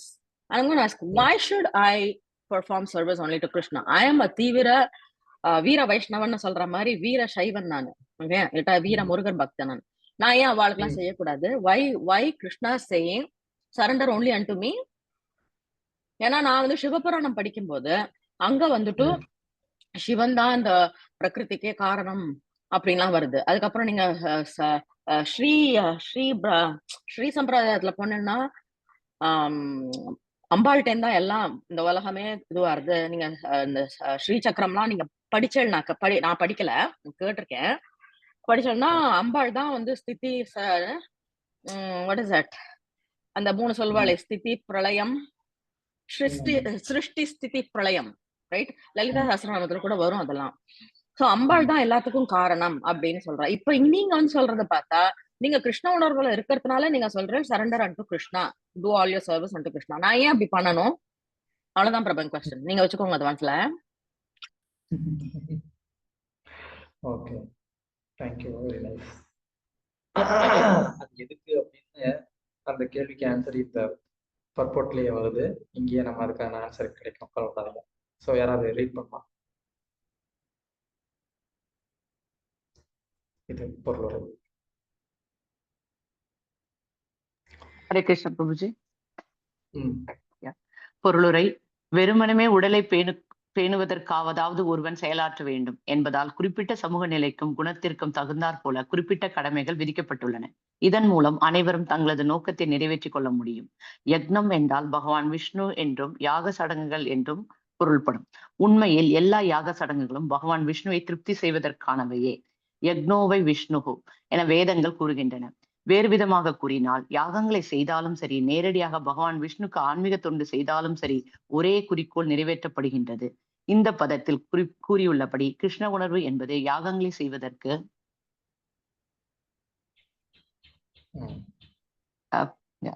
சமமானதாகும். வர்ணாசிரம தர்மத்தின் நோக்கமும் பகவான் விஷ்ணுவை திருப்தி செய்வதே. வர்ணாசிரம சமா சாரவத புருஷேன ஹர புவான் விஷ்ணுர் வர்ணாசிரம ஆச்சாரவத புருஷேன பரப்புமான் விஷ்ணுர் ஆராத்ய. மீனிங் படிக்கணுமா பிரபுஜி? படிங்க. Okay okay. எனவே விஷ்ணுவின் திருப்திக்காக ஒருவன் செயலாற்ற வேண்டும். இதை தவிர செய்யப்படக்கூடியவை மற்ற எல்லா செயல்களும் பந்தத்திற்கு காரணமாகவே அமையும். நல்ல தீய செயல்கள் இரண்டுமே விளைவுகளை கொடுப்பவை. எத்தகு வினையும் செய்பவனை பந்தப்படுத்திவிடும். எனவே கிருஷ்ணரை அல்லது விஷ்ணுவை திருப்திப்படுவதற்காகவே கிருஷ்ண உணர்வோடு செயலாற்ற வேண்டும். அவ்வாறு செயல்களை செய்பவன் முக்தி பெற்ற நிலையில் இருக்கின்றான். இதுவே செயலாற்றுவதில் உள்ள பெருங்கலையாகும். மேலும் இவ்வழிமுறையின் ஆரம்பத்தில் மிகச்சிறந்த வழிகாட்டுதல் தேவை. எனவே கிருஷ்ண பக்தரின் திறமையான வழிகாட்டலின்படியோ பகவான் கிருஷ்ணரின் நேரடி உபதேசத்தின்படியோ அர்ஜுனனுக்கு கிடைத்த வாய்ப்பை போல கவனமாக செயலாற்ற வேண்டும். புலனுணர்ச்சிக்காக ஒன்றும் செய்யப்படக்கூடாது. அனைத்தும் பகவானுக்காகவே செய்யப்பட வேண்டும். இந்த வழிமுறை செயல்களின் விளைவுகளிலிருந்து ஒருவனை பாதுகாப்பது மட்டுமின்றி படிப்படியாக பகவானின் திவ்யமான அன்பு தொண்டிற்கு அவனை உயர்த்துகிறது. அத்தகைய தொண்டினால் மட்டுமே ஒருவன் இறைவனின் திருநாட்டிற்கு உயர்வு பெற முடியும். ஹரே கிருஷ்ணா. அப்படி போடு அருவாள. ஏன் மாதாஜி அருவாள்லாம் போடுறாதீங்க மாதாஜி, நான் பாவம். இல்ல பிரபு, நான் வேணும்ட்டுதான் அந்த கேள்வி கேட்டேன் நானு. நம்ம கிருஷ்ணா கான்சியஸ்னஸ்ல இல்லாத ஒரு கேள்வியும் கிடையாது, பதிலும் கிடையாது Prabhu. Like it's the most sublime philosophy in the entire planet. அதனால நான் கிளாஸ் எடுக்கிறது பிடிக்கலன்னா சொல்லுங்க, நான் வேணா சொல்லிட்டு நான் ஸ்டாப் பண்ணிக்கிறேன். நீங்க மட்டும் அருவாளை போட்டுறாதீங்க. மக்கு பிரபு, நான் உங்களை சொல்லல. நான் நம்மளோட பிரபுபாத் என்ன அழகா அதுக்கு ஒரு பொருளரை கொடுத்து எல்லா சந்தேகங்களையும் எவ்வளவு அழகா தீர்த்திருக்காரு. நான் அப்படி பாராட்டுறேன். நான் யாராவது இந்த மாதிரி ஒரு கேள்வி கேட்டா அவ போடு அருவாள். அப்படியும் போட்டுறாதீங்க, கேஸ்ல உள்ள கொண்டு போயிருவாங்க. வேண்டாம். எஸ், ஏதோ ஒரு பதிலுக்குமே நமக்கு தஸ்மா சாஸ்திரம் பிரமாணம் தே காரிய அவஸ்திதம். ஸோ எந்த ஒரு செயலை நம்ம செய்யணும் அப்படின்னு சொன்னாலும் அதுக்கு சாஸ்திரம் பிரமாணம். சாஸ்திரத்துல இருந்துதான் நம்ம அதுக்கான ஒரு பதிலை நம்ம தெரிஞ்சுக்கிறதுக்கு முயற்சி செய்யணும். ஸோ அதனால முதல்ல இங்க நம்ம செய்யக்கூடிய இந்த செயல் ஏன் அங்க ஆக்சுவலா அந்த ஸ்லோகத்துல விஷ்ணு அப்படிங்கிறது ரெண்டாவது தான் வருது. யஜ்ஞத்தாத் கர்மனோ அந்யத்ர அப்படின்னு தான் அது சொல்லப்படுது. அப்படின்னா யஜ்ஞத்துல ஒரு செயலை அர்ப்பணிக்கணும் அப்படின்னு தான் சொல்லப்பட்டிருக்கே தவிர விஷ்ணு அப்படின்னு கூட அங்க டைரக்டா கிருஷ்ணர் சொல்லல. ஆனா யஜ்ஞம் அப்படின்னாலே என்ன அர்த்தம்? அது விஷ்ணு தான் அப்படின்னு அர்த்தம். ஸோ அதனாலதான் நீங்க எந்த ஒரு சம்பிரதாயத்தை சேர்ந்தவங்களா இருந்தாலும் யஜ்ஞத்தினுடைய ஆரம்பத்திலும் சரி, ஏதாவது ஒரு வேத மந்திர பாராயணத்தினுடைய ஆரம்பத்திலும் சரி, இறுதியிலும் சரி, அவங்க என்ன சொல்லுவாங்கன்னா ஹரிஹி ஓம் தத் சத் அப்படின்னு சொல்றது வழக்கம். இது யாருனாலும் சொல்லுவாங்க. நீங்க எந்த சம்பிரதாயத்தை சேர்ந்தவங்களா இருந்தாலும் அவங்க யஜ்ஞம் பண்ணும் போதோ மற்ற வேத பாராயணங்கள் செய்யும் போதோ நீங்க கவனிச்சீங்கன்னா புரியும். ஏன் அப்படின்னு சொன்னா யஜ்ஞம் அப்படின்னாலே விஷ்ணு அப்படிங்கிற ஒரு புரிதல் எல்லாருக்குமே உண்டு. அது எல்லாராலையும் ஏற்றுக்கொள்ளப்பட்டவன். அப்போ இங்க யஜ்ஞம்னு சொல்றதோடைய ஒரு நோக்கம் என்ன அப்படின்னு சொன்னா, நம்ம செய்யக்கூடிய செயல்கள் விஷ்ணுவுக்கு அர்ப்பணிக்கப்படணும்.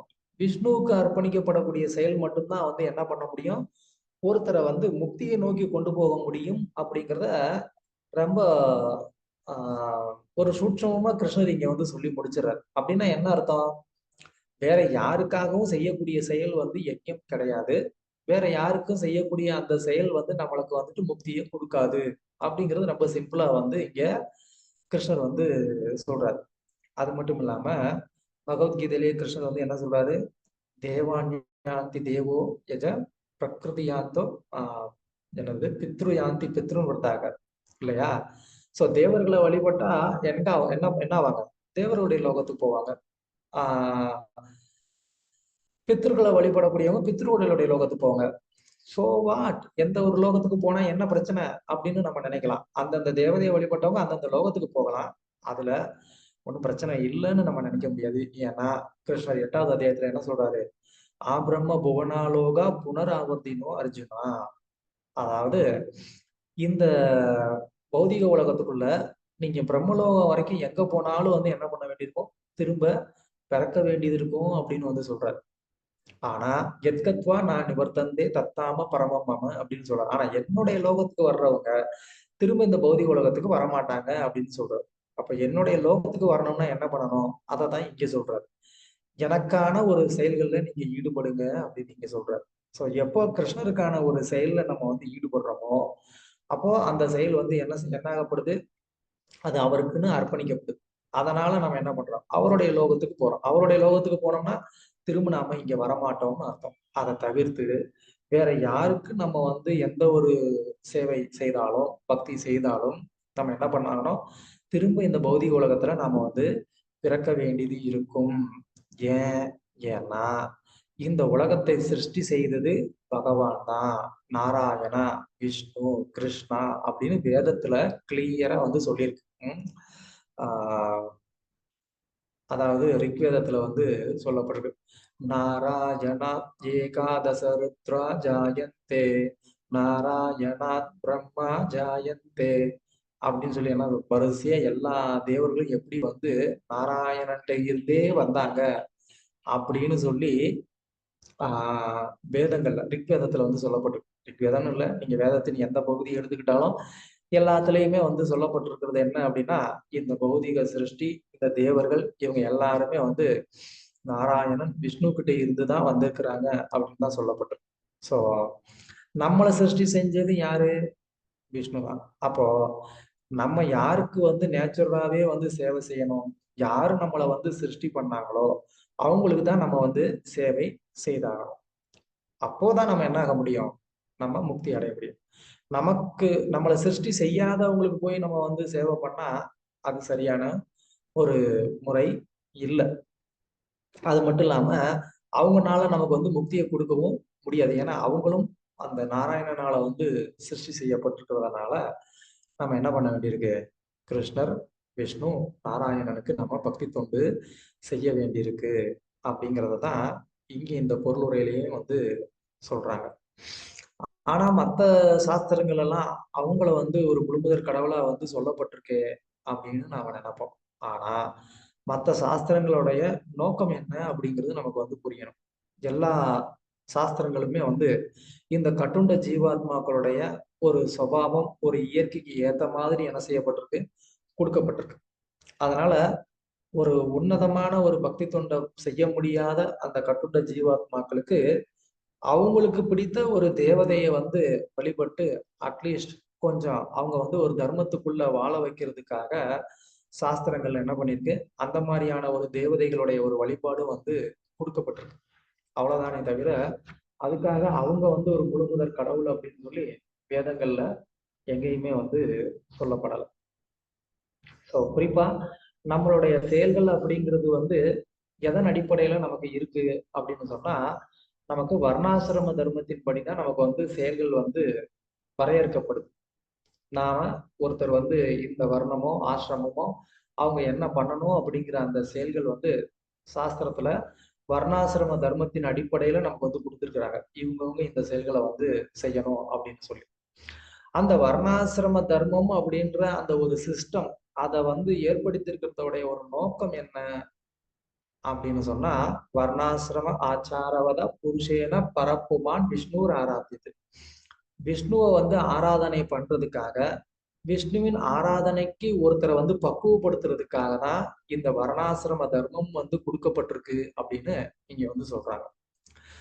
அந்த வர்ணாசிரம ஆசிரமத்தின்படி ஒருத்தர் வந்து தனக்கான அந்த வர்ணத்திற்கோ இல்லைன்னா ஆசிரமத்திற்கோ ஏற்றபடியான அந்த தர்மத்துல அவர் வந்து ஈடுபடும் போது அவர் என்ன ஆகிறாரு? கொஞ்சம் கொஞ்சமா விஷ்ணுவின் ஆராதனைக்கு அவர் வரணும். அந்த வர்ற விதத்துல அந்த சிஸ்டம் வந்து இருக்கணும். அப்படி இருக்கு அப்படின்னு சொன்னா அந்த நபர் என்ன ஆகிறாரு? அந்த வர்ணாசிரம கொள்கையின் படியே வந்து வாழ்ந்தாலும் என்ன ஆகிறாரு? அவர் ஒரு இறுதி நிலையில விஷ்ணுவை வந்து அடைகிறாரு அப்படின்னு இங்க வந்து சொல்லப்படுது. இந்த வர்ணாசிரம சிஸ்டமும் நீங்க பாத்தீங்கன்னா யாரெல்லாம் வேதத்தை வந்து ஏத்துக்கிறாங்களோ அவங்க எல்லாருமே இந்த வர்ணாசிரம சிஸ்டத்தையும் வந்து ஏத்துப்பாங்க. யாரும் அதை வந்து நிராகரிக்க மாட்டாங்க. அது சங்கரரா இருக்கலாம், யாரா இருந்தாலும் சரி, வர்ணாசிரம கொள்கையை வந்து எடுத்துப்பாங்க. அப்போ வர்ணாசிரம கொள்கையை ஏத்துக்கிறாங்க அப்படின்னு சொன்னா விஷ்ணு புராணத்துல இது கிளியரா வந்து சொல்லப்பட்டிருக்கு. அந்த வர்ணாசிரம தர்மம் எதுக்காக ஏற்படுத்தப்பட்டது அப்படின்னு. அந்த வர்ணாசிரம தர்மம் வந்து விஷ்ணுவை வந்து ஆராதனை பண்றதுக்காக தான் ஏற்படுத்தப்பட்டிருக்குன்னு விஷ்ணு புராணம் தெளிவா சொல்லுது. அப்படி இருக்கும்போது நீங்க வேதத்தை வந்து நான் ஏத்துப்பேன், ஆனா அதுல சொல்லப்பட்டிருக்கிற அந்த வர்ணாசிரம தர்மம் வந்து விஷ்ணுவை ஆராதனை பண்றதுக்காக தான் சொல்லியிருக்கு அப்படின்னு சொன்னா அதை நான் ஏத்துக்க மாட்டேன் அப்படின்னு சொன்னா நம்ம என்ன பண்றோம்? வேதத்தினுடைய ஒரு பகுதியை நம்ம ஏத்துக்கிறோம், ஒரு பகுதியை நம்ம ஏத்துக்கல அப்படின்ற ஒரு அர்த்தம் வரும். ஸோ அந்த மாதிரி நம்ம வந்து செய்ய முடியாது. வேதத்தை ஏத்துக்கிறேன் அப்படின்னு சொன்னா வேதத்தை சொன்னபடியே பூர்ணமா வந்து நம்ம ஏத்துக்கணும். அதுதான் வந்து ரொம்ப முக்கியமான ஒண்ணு.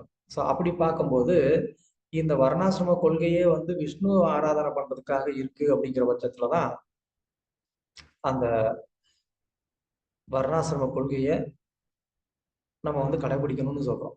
இல்லை அப்படின்னா அந்த வர்ணாசிரம கொள்கை இருக்கணும்ன்ற ஒரு அவசியமே வந்து கிடையாது. கிருஷ்ணர் வந்து அர்ஜுனன் ஏன் அவன் யுத்தம் செய்ய மாட்டேங்கிறான் அப்படின்னு சொல்லும் போது கோவம் வருது கிருஷ்ணருக்கு. திட்டுறாரு. பகவத்கீதை 2வது அத்தியாயத்துல 7வது ஸ்லோகத்திலேயே வந்து கார்பண்ய தோஷோ பகவத சுபாவ பிரசாமித்வான் தர்ம சம்மூட சேத்தகா அப்படின்னு சொல்லி திட்டுறாரு. அந்த திட்டத்தோடைய ஒரு நோக்கம் என்ன? தர்ம சம்மூட சேத்தகா. உனக்கு வந்துட்டு எது தர்மம் அப்படிங்கிறதே உனக்கு குழம்பி போச்சு. ஏன்னா நீ வந்து கார்பண்யன் ஆயிட்ட, ரொம்ப ரொம்ப ஒரு கஞ்சத்தனமானவனா ஆயிட்ட.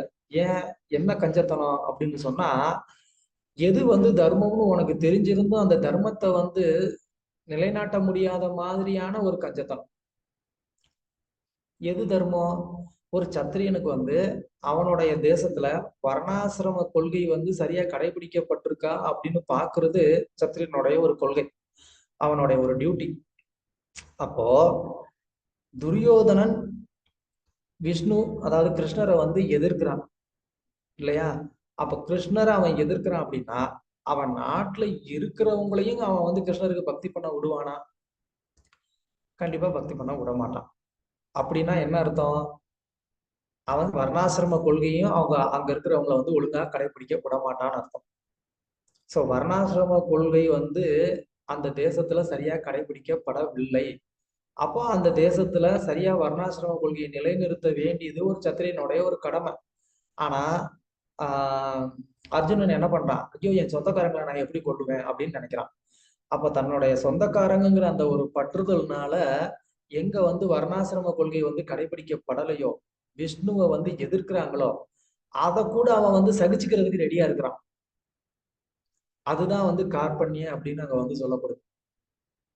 அவன் கம்ப்ளீட்டா வந்து என்ன ஆயிட்டான்? கிருஷ்ணரை ஒருத்தவங்க வந்து எதிர்க்கிறாங்க, ஆனா அது கூட பரவாயில்ல, ஏன்னா என்னுடைய சொந்தக்காரங்க அப்படின்ற ஒரு நிலைமைக்கு அவன் வந்துட்டான். அதனாலதான் கிருஷ்ணர் வந்து திட்டுறாரு. சோ ஏன் சொல்ல வந்தேன் அப்படின்னு சொன்னா, இந்த வர்ணாசிரம கொள்கை அப்படிங்கிறது வந்து கிருஷ்ணருக்கு பக்தி பண்ற நிலைமைக்கு கொண்டு வர்றதுக்காக தான் அது இருக்கு அப்படிங்கிறத நம்ம வந்து தெரிஞ்சுக்கணும். சோ அதனால வந்து மற்ற தேவர்களுக்கு நம்ம வந்து பக்தி பண்ணக்கூடாதா, அவங்களுக்காக வந்து ஒரு செயல்கள் செய்யக்கூடாதா அப்படின்னு கேட்டா கூடாதுன்னு யாருமே வந்து சொல்லல. பண்ணலாம், ஆனா அதனால முக்தி கிடைக்கும்னு எதிர்பார்க்க கூடாது. அவ்வளவுதான், வேற ஒண்ணும் இல்லை. அந்த நபர்களுக்கு அந்த ஒரு தேவதையை தான் பிடிச்சிருக்கு, அவங்களுக்கு தான் நாங்க வந்து பக்தி பண்ணணும் அப்படின்னு அவங்க விருப்பப்படுறாங்க அப்படின்னா யாரும் அதை வந்து கட்டாயப்படுத்த முடியாது. கட்டாயப்படுத்தி ஒருத்தர் வந்து இங்க கிருஷ்ணருக்கு பக்தி பண்ணணும்னு நம்ம வந்து சொல்லல. ஆனா அவங்க அந்த செயல்கள்னால அவங்களுக்கு வந்து முக்தி கிடைக்கும்னு நினைச்சாங்கன்னா அது தவறு அப்படின்னு நம்ம வந்து சொல்றோம். அவங்களுக்கு முக்தி கிடைக்காது, ஏன்னா முக்தியை கொடுக்கக்கூடிய நிலைமையில அந்த தேவர்கள் இல்லை அப்படிங்கிறது தான் நாம இங்க தெரிஞ்சுக்க வேண்டிய ஒண்ணு. சோ அதனால ஒவ்வொருத்தவங்களுமே வந்து அவங்களுடைய அந்த செயல்களினுடைய ஒரு விளைவுல இருந்து தப்பிக்கணும் அப்படின்னு சொன்னா என்ன பண்ணணும்? அந்த செயல்கள் விஷ்ணுவுக்கு அர்ப்பணிக்கப்படணும். அவங்களுடைய அந்த செயல்கள் எல்லாம் வர்ணாசிரம கொள்கையின் அடிப்படையில வந்து இருக்கணும். அதன் அடிப்படையில ஒருத்தர் செயல்படுறாரு அப்படின்னு சொன்னாலே என்ன அர்த்தம்? அவர் விஷ்ணுவை வந்து ஆராதனை பண்றாருன்னு அர்த்தம். இல்ல வர்ணாசிரம கொள்கைகளை சில நேரத்துல கடைபிடிக்க முடியாம கூட போகலாம். ஆல்ரெடி நம்ம அந்த பாகவத ஸ்லோகத்துல நம்ம பார்த்தோம். ஆனாலும் வந்து அவரால நல்லா பக்தி தொண்டு பண்ண முடியுது அப்படின்னு சொன்னா தட்ஸ் ஃபைன். அது வந்து அல்டிமேட். ஏன் அப்படின்னா இந்த வர்ணாசிரம கொள்கை அப்படிங்கிறது அந்த பக்திக்கு கொண்டு வர்றதுக்காக இருக்கு. ஸோ டைரக்டா ஒருத்தர் அந்த பக்திக்கு வந்துட்டாரு அப்படின்னா அதுவும் குட் தான். ஸோ அதுதான் வந்து இங்க இந்த பர்பட்ல வந்து சொல்றாங்க. ஓகே, ஒரு பேர் தான் இருக்கா. ஓகே, படிங்க யாராவது. நான் படிக்கிறேன் பிரபு. எஸ். இது பகவத்கீதையில் 3.9 உறுதி செய்யப்பட்டது போல கிருஷ்ணருக்கு அல்லது நாம் செய்யும் மற்ற செயல்கள் நல்லது அல்லது தீய செயல்கள் நம்மை ஜடவுலகில் கட்டும். புண்ணிய செயல்கள் செய்தால் பெயரளவு அடுத்து இருங்க புண்ணிய செயல்கள் செய்தால் பெயரளவு அடுத்த வாழ்வில் நீங்கள் அனுபவிப்பீர்கள் என்றாலும் பிறப்பு இறப்பு என்னது இது புரியல எனக்கு. புண்ணிய செயல்கள் செய்தால் பெயரளவு அடுத்த வாழ்வில் நீங்கள் அனுபவிப்பீர்கள் என்றாலும் பிறப்பு இறப்பு சக்கரத்தில் மாட்டிக்கொள்வீர்கள். அதை எனக்கு எக்ஸ்பிளைன் பண்ணுங்க. பேரளவுன்னா என்ன? தவறான காரியத்தை செய்தால் பாவ விளைவுகளாலும் பிறப்பு இறப்பு சக்கரத்தில் மாட்டிக்கொள்வீர்கள். ஆனால் கிருஷ்ணருக்காக செயல் செய்தால் இது போன்ற விளைவு கிடையாது. உடலை விடும்போது கிருஷ்ணலோகம் செல்வீர்கள். இதுதான் கர்ம பந்தத்தை முறிக்கும் ஒரே வழி.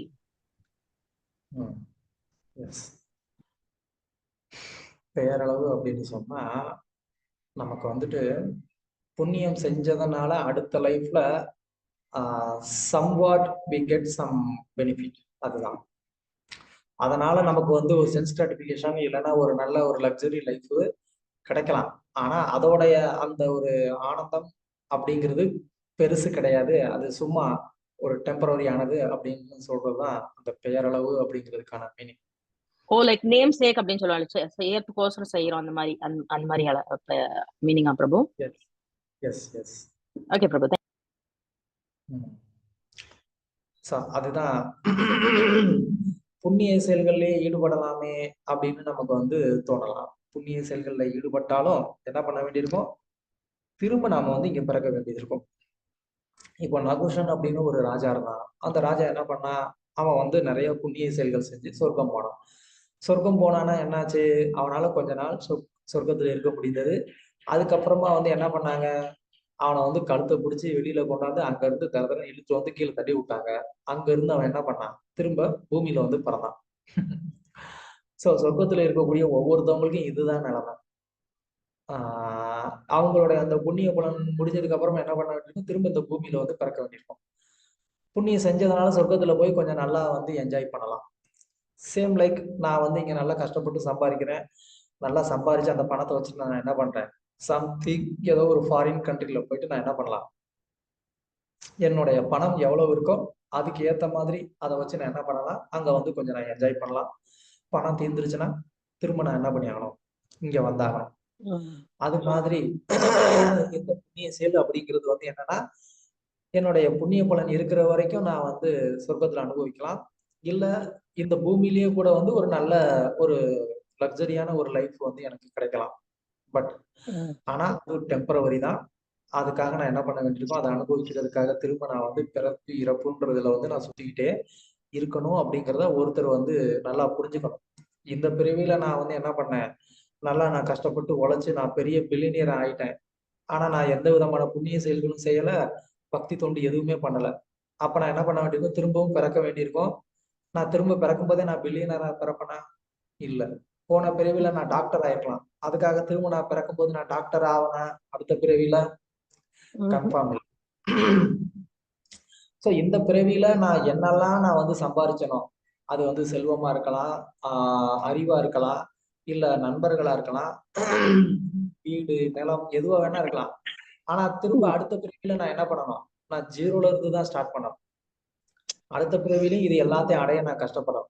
அப்ப இந்த மாதிரி வந்து ஒரு கஷ்டத்துல நான் வந்து மாட்டிக்கிட்டு தவிக்கிறதுக்கு நம்ம என்ன பண்ணலாம், அட்லீஸ்ட் கிருஷ்ணருக்கு நாம வந்து பக்தி தொண்டு செஞ்சோம் அப்படின்னு சொன்னா நம்மளால என்ன பண்ண முடியும், நாம இந்த கர்ம பந்தத்துல இருந்து விடுபட்டு நம்ம வந்து முக்தியை அடைய முடியும். அதனால திரும்ப திரும்ப இங்க வந்து பிறந்து ஒவ்வொரு வாட்டியும் நான் வந்து ஜீரோல இருந்து நான் ஸ்டார்ட் பண்ண வேண்டிய ஒரு அவசியம் நமக்கு இல்லை அப்படிங்கிறது தான் இங்க சொல்றாங்க. ஸோ அதுக்கான ஒரு முயற்சியில ஈடுபடக்கூடியவங்க புத்திசாலிங்க. அப்படி இல்லை இந்த மாதிரி புண்ணிய செயல்கள் தான் எங்களுக்கு வேணும் அப்படின்னு நினைக்கிறாங்கன்னா அவங்க அதுக்காக வந்து என்ன பண்ண வேண்டியிருக்கோம், புனரபி ஜனனம் புனரபி மரணம்னு சுத்திக்கிட்டே இருக்க வேண்டியதான். ஓகே. கண்டுணர்தல். ஆத்மாவின் இயற்கை தன்மை என்ன, சொல்லுங்க பார்க்கலாம். சும்மா இருக்க முடியாது, செயல்பட்டுக்கிட்டே இருக்கணும். அதான் ஒரு இயற்கை. ஒரு க்ஷணம் கூட இயங்காமல் இருக்க முடியாது. Very nice Rajeshwari Mataji. என்றீங்க போங்க, டான் அடிக்கிறீங்க. யாருக்கு நாம் சேவை செய்கிறோம், இதனால் என்ன பலன் கிடைக்கிறது?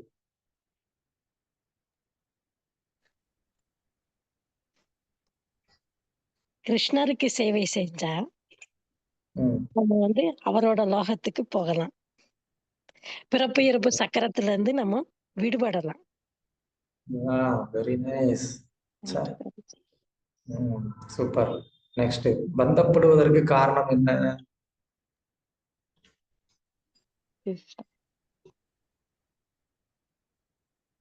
பந்தப்படுவதற்கு காரணம் வந்து அறியாமை. கிருஷ்ணர் இருக்கார், அவருக்கு நம்ம சேவை பண்ணணும் அப்படிங்கறது அறியாமையில இருக்கும். அதனால பந்தப்பட்டுறோம். Okay, correct. அதுதான் நான் முன்னாடியே சொன்னேன். நம்ம கிருஷ்ணா கான்சியஸ்ல ஃபண்டமெண்டலா நீங்க என்ன சொன்னாலும் கரெக்டா தான் இருக்கும். ஆன்சர் கரெக்ட் தான். பட் இந்த ஒரு கான்டெஸ்ட்ல என்ன காரணம்? நாம பிரபுஜி செய்யற அவ என்ன பாவ மாதிரி நடுவுல புண்ணிய வந்து காரியம், நாம செய்யற பாவ புண்ணிய காரியம் தான் நம்மள பந்தப்படுத்துது. Very good. நம்ம செய்யக்கூடிய பாவமா இருந்தாலும் சரி புண்ணியமா இருந்தாலும் சரி என்ன பண்ணுது, நாமள பந்தப்படுத்து. அப்கோர்ஸ் கிருஷ்ணரை நம்ம மறந்துட்டு வேற செயல்களில் ஈடுபடுறோங்கிறதும் கரெக்ட் தான், அது இல்லைன்னு சொல்லல. பட் இங்க நம்ம டிஸ்கஸ் பண்ணிட்டு இருக்கிறது என்ன, கர்மாவை பத்தி. ஸோ அந்த பாவ புண்ணியம் அப்படிங்கிறது என்ன பண்ணுது, நம்மளை பந்தப்படுத்துது அப்படிங்கிறது இங்க இதுக்கான வருவது. ஓகே, யாருடைய திருப்திக்காக நாம் வேலை செய்ய வேண்டும்? கிருஷ்ணரோட திருப்திக்காக. Yes, very good. யஜ்ஞர்த்தாத் கர்மனோ அந்யத்ர விஷ்ணுர் ஆராத்யதே, இல்லையா? Very nice. வர்ணாசிரம ஆச்சாரவதா புருஷேன பரத்வமான் விஷ்ணுர் ஆராத்யதே.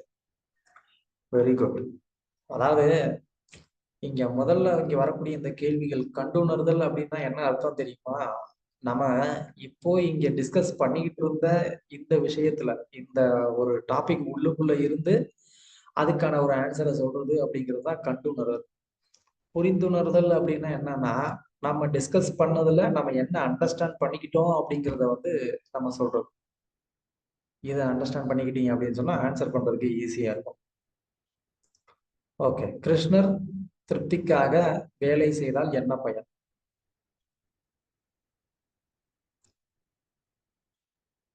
மாதாஜி சொன்ன மாதிரி, ராஜேஸ்வரி மாதாஜி சொன்ன மாதிரி, திருப்திக்காக வேலை செஞ்சா நம்ம அவரோட லோகத்துல போய் வாழ முடியும். அதுக்கப்புறம் நம்மளோட இந்த பிறப்பு இறப்பு சூழல்ல இருந்து விடுபட முடியும். இது ரெண்டு தான் நினைக்கிறேன். Yes yes, very good very good. அதுதான், நம்முடைய சேவையால் யார் திருப்தி அடைவார்?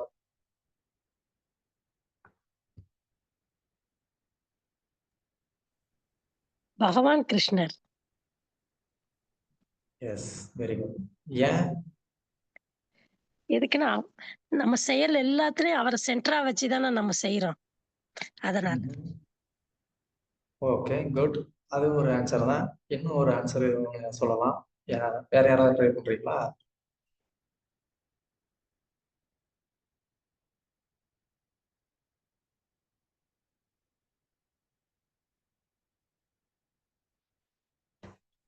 ஏன்னா அவர் சொல்லியிருக்காரு, அவரை வந்து எனக்காக எல்லாத்தையும் பண்ண, நான் உன்னை பாத்துக்கிறேன். Is guarantee so many words in பகவத்கீதாலே சொல்லியிருக்காரு. நீ இதை பண்ணேன்னா நீ எதை பத்தியும் கவலைப்பட வேண்டாம், நான் உன்னை பாத்துக்கிறேங்கிற மாதிரி அஷூரன்ஸ் கொடுத்திருக்காரு. சோ அதனால அவர் சொன்னதை செஞ்சா அவர் திருப்தி அடைவார், right? So yeah, very good. வேற ஏதாவது ஆன்சர் யாராவது ட்ரை பண்றீங்களா?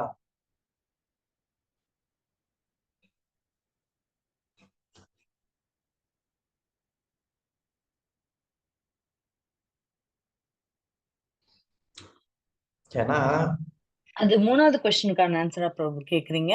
2K முடிக்கிறீங்களா? 2லயே தான் ஏன்? நான் முடிச்சு. ஓ ஓகே. ஏன்னா அடுத்த கொஸ்டினே ஏன்னு இருக்கு. ஏன்னா நான் வெயிட் பண்ணிட்டு இருக்கேன் ப்ரோ. சரி, உங்களுடைய ரெண்டும் சேர்ந்து வர ஆர்வம் மாதிரி தான் இருக்கு ஆக்சுவலி பார்த்தா. அவர் பிரபுஜி கேட்டது ஏன்னு கேட்டாரு. சோ அது அடுத்து வர மாதிரி தான் இருக்கு ஆக்சுவலி. உங்களுடைய ஆர்வத்தை நான் பாராட்டுறேன். ஆஹ் கிருஷ்ணருக்கு, அதாவது நம்ம சேவையினால யார் திருப்தி அடைவான்ற அந்த கேள்விக்கு நம்ம எல்லாருக்குமே சேவை பண்ணிக்கிட்டு தான் இருக்கிறோம். அப்ப அவங்களாம் யாரும் திருப்தி அடைய மாட்டாங்களா? கணவருக்கு, குழந்தைங்களுக்கு, ஆஹ் இவங்கெல்லாம் திருப்தி அம்மா, அடையவே மாட்டாங்க பிரபுஜி. அவங்களோட எதிர்பார்ப்பு ரொம்ப பெரிய கஷ்டம் லிஸ்ட் பிரபு. இருக்கும். அதனால உங்க பிரபு கிருஷ்ணரை நம்பர் மட்டும்தான் கொடுங்க. நம்மளால திருப்திப்படுத்த முடியும். உங்க பிரபு நம்பர் கொடுங்க எனக்கு. நான் தரேன் பிரபு. அவர்கிட்ட நான் சொல்லணும். இந்த மாதிரி உங்க மாதாஜி கிளாஸ்ல வந்து சொல்றாங்க, அவங்க வீட்டுல என்ன வேலை பண்ணாலும் நீங்க வந்து சாட்டிஸ்ஃபைட் ஆக மாட்டேங்கிறீங்க அப்படின்னு சொல்லி. நாராயண நாராயண. உண்மையான பிரபுஜி பதிலா? பண்ணலாம், ஆனா கேக்குறேன். ரொம்ப கஷ்டம். யாரையுமே எஸ், கிருஷ்ணரை தவிர. Very good. நம்ம வந்து இந்த மாதிரி எல்லாருக்குமே சேவை பண்ணி ட்ரை பண்ணதான் செய்யறோம். அதனால அவங்களும் சாட்டிஸ்ஃபைட் ஆகுறது இல்ல, நமக்கும் அந்த சாட்டிஸ்பேக்ஷன் கிடைக்க மாட்டேங்குது. அதாவது என்ன பண்ணாலும் வந்து இந்த ஆளை திருப்தி பண்ண முடியலையே அப்படின்னு சொல்லி கடைசியில நம்மளும் டிசப்பாயிண்ட் ஆகி போயிடும். ஆனா கிருஷ்ணருக்கு அப்படி இல்லை. கிருஷ்ணர் நம்ம வந்து சின்னதா சேவை செஞ்சா அதனால வந்து என்ன ஆகுறாரு, திருப்தி ஆகுறாரு. ஓகே, ஏன் கிருஷ்ணரின் பெயர் திருப்திக்காக காரணம் பக்த வாத்சல்யன் பிரபு. அவர் நம்மள எப்படி எனக்கு I am getting goose bumps. கிருஷ்ணாக்கு நம்ம இத்தனோண்டு செஞ்சா கூட அவ்வளவு பரமானந்தம் அடைஞ்சிருவார் அவர். Yes. லைக் அந்த பத்திரம் புஷ்பம் மாதிரி ரைட். ரொம்ப சின்ன ஈஸியானதை கூட கேட்கறாரு, நம்ம அதை செஞ்சா கூட போதும். right? Yeah. செய்ய கூட வேணாம் மாதாஜி, நினைச்சா Yeah. கூட போதும். நினைச்சா அந்த கூட போதும். I அளவுக்கு know. Yeah, yeah, yeah, yeah. கருணா கருணா கருணா சிந்து. Okay, third question. ஏன் கிருஷ்ணரின் திருப்திக்காக அனைவற்றையும் செய்ய வேண்டும்? என்னோட டர்ன். ஓகே. ஏன் கிருஷ்ணரோட திருப்திக்கு பண்ணணும்னா, அவர்கிட்ட இருந்து மட்டும்தான், அவருக்கு நம்ம பண்ணும்போது மட்டும்தான் நம்ம வந்து ரைட் ராயலா நம்ம ரீடீம் பண்ண முடியும். என்னன்னா, அவர் வந்து சொல்றாரு, நீங்க வந்து எனக்கு திருப்தி பண்ற மாதிரி செயல் பண்ணுங்க. அப்படி பண்ணும்போது உங்களை நான் என்னோட வாழறதுக்கு உங்களுக்கு நான் எடுத்துக்கிறேன். இப்போ ஒரு செலிபிரிட்டியோட நம்மளுக்கு வந்து டே வித் செலிபிரிட்டி மாதிரி அவரோட லைஃப் வித் கிருஷ்ணாங்கிற ஒரு அந்த ரிடம்ஷன் வந்து த்ரூ அவருக்கு சேவை பண்ணும்போது மட்டும்தான் கிடைக்கும். அதுக்கப்புறம் இந்த கான்டெக்ட்ல படிச்சபடி மற்ற தெய்வங்களுக்கு பண்ணும்போது அந்தந்த லோகங்களுக்கு தான் போவோம். யாருக்காக சேவை பண்றோமோ அவங்களுக்காக போவோம். ஆனா இது வந்து ரொம்ப ஹையர் பிளாட்ஃபார்ம் அண்ட் அவரோட லோகத்துக்கு போனா திரும்பி வர தேவையில்லை. கரெக்டா பிரபு? எல்லா ஆஸ்பெக்ட்லயும் சொல்லி வச்சோம், ஏதாவது ஒண்ணு கரெக்ட் ஆயிரும் இல்லையா?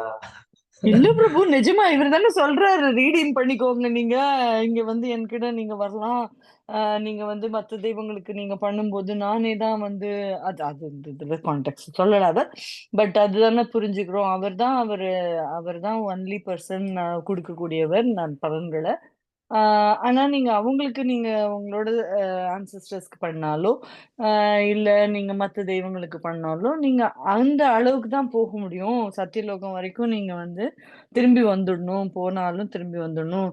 அப்படி ஒரு கிக் பண்ணி அனுப்பிச்சு விட்டாருன்னு ஒரு கதை கூட நீங்க சொல்லினீங்களே. அவர் அந்த லோகம் எல்லாம் பிரபு 5 ஒரு star bottom ஒகாபுலரி மாதிரி தான். வேர்டுக்கு எக்ஸ்பெக்ட் பண்றாரு உனக்கு தெரிந்து பமாலினி மக்கு. நீ சொன்ன ஆன்சர் வந்து சொல்லிடுங்க தப்புன்னு நான் பிரபு. சொல்றேன். கண்டிப்பா வந்து கிருஷ்ணருடைய திருப்திக்காக நம்ம பண்ணல அப்படின்னா திரும்ப நம்ம வந்து பிறக்கணும். அது கரெக்ட் இல்லைன்னு சொல்லல. நான் கேட்கறது, நான் எப்ப கேள்வி கேட்டாலும் அக்கார்டிங் டு திஸ் கான்டெஸ்ட், இந்த கர்ம வினைன்னு மதத்துக்குள்ள, அந்த ஒரு வேர்ட் சொல்லணும் பிரபுஜி, ரைட்? இந்த இந்த கான்டெக்ஸ்டுக்குள்ள ஸ்டிக் ஆகிக்கோங்க. இதை விட்டு வெளியில போவாங்க. இதுக்குள்ள இருந்து எனக்கு ஆன்சர் சொல்லுங்க. அந்த ஆன்சர் கரெக்ட் தான், இல்லைன்னு சொல்லல. இதுக்குள்ள வந்து ஏன் கிருஷ்ணரின் திருப்திக்காக அனைவற்றையும் செய்ய வேண்டும்? ஏன்னா அப்பதான் இந்த கேள்விக்கு வந்துட்டு ஷார்ப்பா இந்த ஒரு எக்ஸாக்டான ஆன்சர் நமக்கு சொல்ல வரும். அதுக்காக தான் நான் வந்து அப்படி கேட்கிறேன். அதனால சொன்ன என் ஆன்சர் ஃப்ரெண்டு தான். மாதாஜி வந்து ப்ராம்ப்ட் பண்ணிட்டாங்க நடுவுல. என்னன்னா, பந்தப்பட்டுருவோம். லைக் இப்ப கர்ம வினையில பந்தப்பட்டுறதுனால, அவரோட திருப்திக்காக பண்ணும்போது அது மாட்டோம். அந்த பந்தத்துல இருந்து நம்ம தப்பிச்சுக்கலாம். அதானே ஆ. எதிர்பார்க்கிறீங்க? இதுதானே உனக்கு அதுவும் இல்ல. வேணும் வாங்கிட்டு போ. இல்ல மாதாஜி சொல்றத பார்த்தா இந்த ஆன்சர் தானே உனக்கு வேணும் வாங்கிட்டு போ அப்படின்னு சொல்லி வந்து எனக்கு சாபம் கொடுக்குற மாதிரி சொல்றீங்களே. இல்ல பிரபு, பாயிண்ட்ட பிடிச்சிட்டோம். ஒருத்தர் ப்ராம்ப்ட் பண்ணியாவது நம்ம பிடிச்சிட்டோங்கிற ஒரு சந்தோஷத்துல சொல்றேன். இல்ல இவங்க ஓகே. இன்னொரு பாயிண்ட் வச்சிருக்காங்க போல இருக்கு, பத்மா மாதாஜி. அவங்கள அப்படியா? சொன்னதுக்கு அப்புறமும் திருப்தி இல்லைன்னா நீங்க உங்க ஆன்சரை நீங்க விடுவிக்கலாம் பிரபு. ம். பத்மா மாதாஜி சொல்ல விரும்புறீங்களா? நான் வாயில டேப் கோந்து சாப்பிட்டுட்டேன் இன்னைக்கு பிரேக்ஃபாஸ்ட்டுக்கு. ஓகே. இல்ல செகண்ட் ஹாஃப் வந்து மாதாஜி இப்ப பேசினாங்க. அவங்க பவமாலினி மாதாஜி சொன்னது கரெக்ட் தான். அதாவது யஜ்யத்தாத் கர்மனோ அந்யத்ர லோகோயம் கர்ம பந்தன். அதான் நான் கிருஷ்ணருக்காக திருப்திக்காக வேலை செய்யலைன்னா அது நம்மள கர்ம பந்தனத்துல ஈடுபடுத்துது. அவ்வளவுதான். ஓகே. எந்த விதமான செயலை இறைவனுக்கு அர்ப்பணிக்க நீங்கள் விரும்புகிறீர்கள்? அதாவது பிராக்டிக்கலா உங்களால என்ன பண்ண முடியும்னு நீங்க நினைக்கிறீங்க அதை வந்து சொல்லுங்க. ஓகே, சொல்லுங்க யாராவது.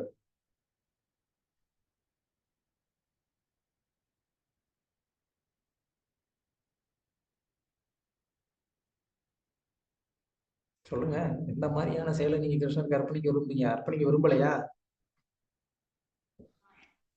Prabhuji, our words, actions, deeds, நம்ம நம்ம என்ன இருப்பு நிலையோ அத்தனையுமே பகவானுக்கு சர்வம் கிருஷ்ணார்ப்பணமஸ்துன்னு கொடுத்துடணும் பிரபு. எதுவுமே நம்மளது இல்லை. சோ எந்த எப்படி செயல்களை கொடுக்கறதுன்னு நம்ம சொல்ற, ஐ மீன் how can we be specific? You have to surrender everything at lotus feet of Krishna. Words, actions, walk மனசா காயேன வாச்சா மனசேந்திரியர்வா, மனசு காயம் புத்தி செயல் வாக்கு எல்லாத்துலயும் நம்ம வந்து பகவானுக்கு பண்ணிடணும். இது வந்து ஜெனரல் ஆன்சர் தான் நான் நினைக்கிறேன். நீங்க சொல்லுங்க. பிராக்டிக்கலா என்ன பண்ண போறீங்கன்றதுதான் கேள்வி. ஸ்டார்ட் வித் பிரசாதம் பிரபுஜி. பிரசாதம் சாப்பிடுறதா? ஓ, நீங்க ஸ்பெசிபிக் எக்ஸாம்பிள் அந்த மாதிரி கேக்குறீங்களா? பிராக்டிக்கலா நீங்க என்ன பண்ணுவீங்க அதான் இப்ப கேள்வி. பிராக்டிக்கலா சரணாகதி. சரணாகதி. ஓகே, வேற ஒரு ஒருத்தர நாம சொல்லுங்க. சங்கீர்த்தனம். நாம சங்கீர்த்தனம். ஓகே. இல்ல அதாவது உங்களுடைய ஒரு ஆக்ஷன் இருக்கு, ஒரு செயல் இருக்கு.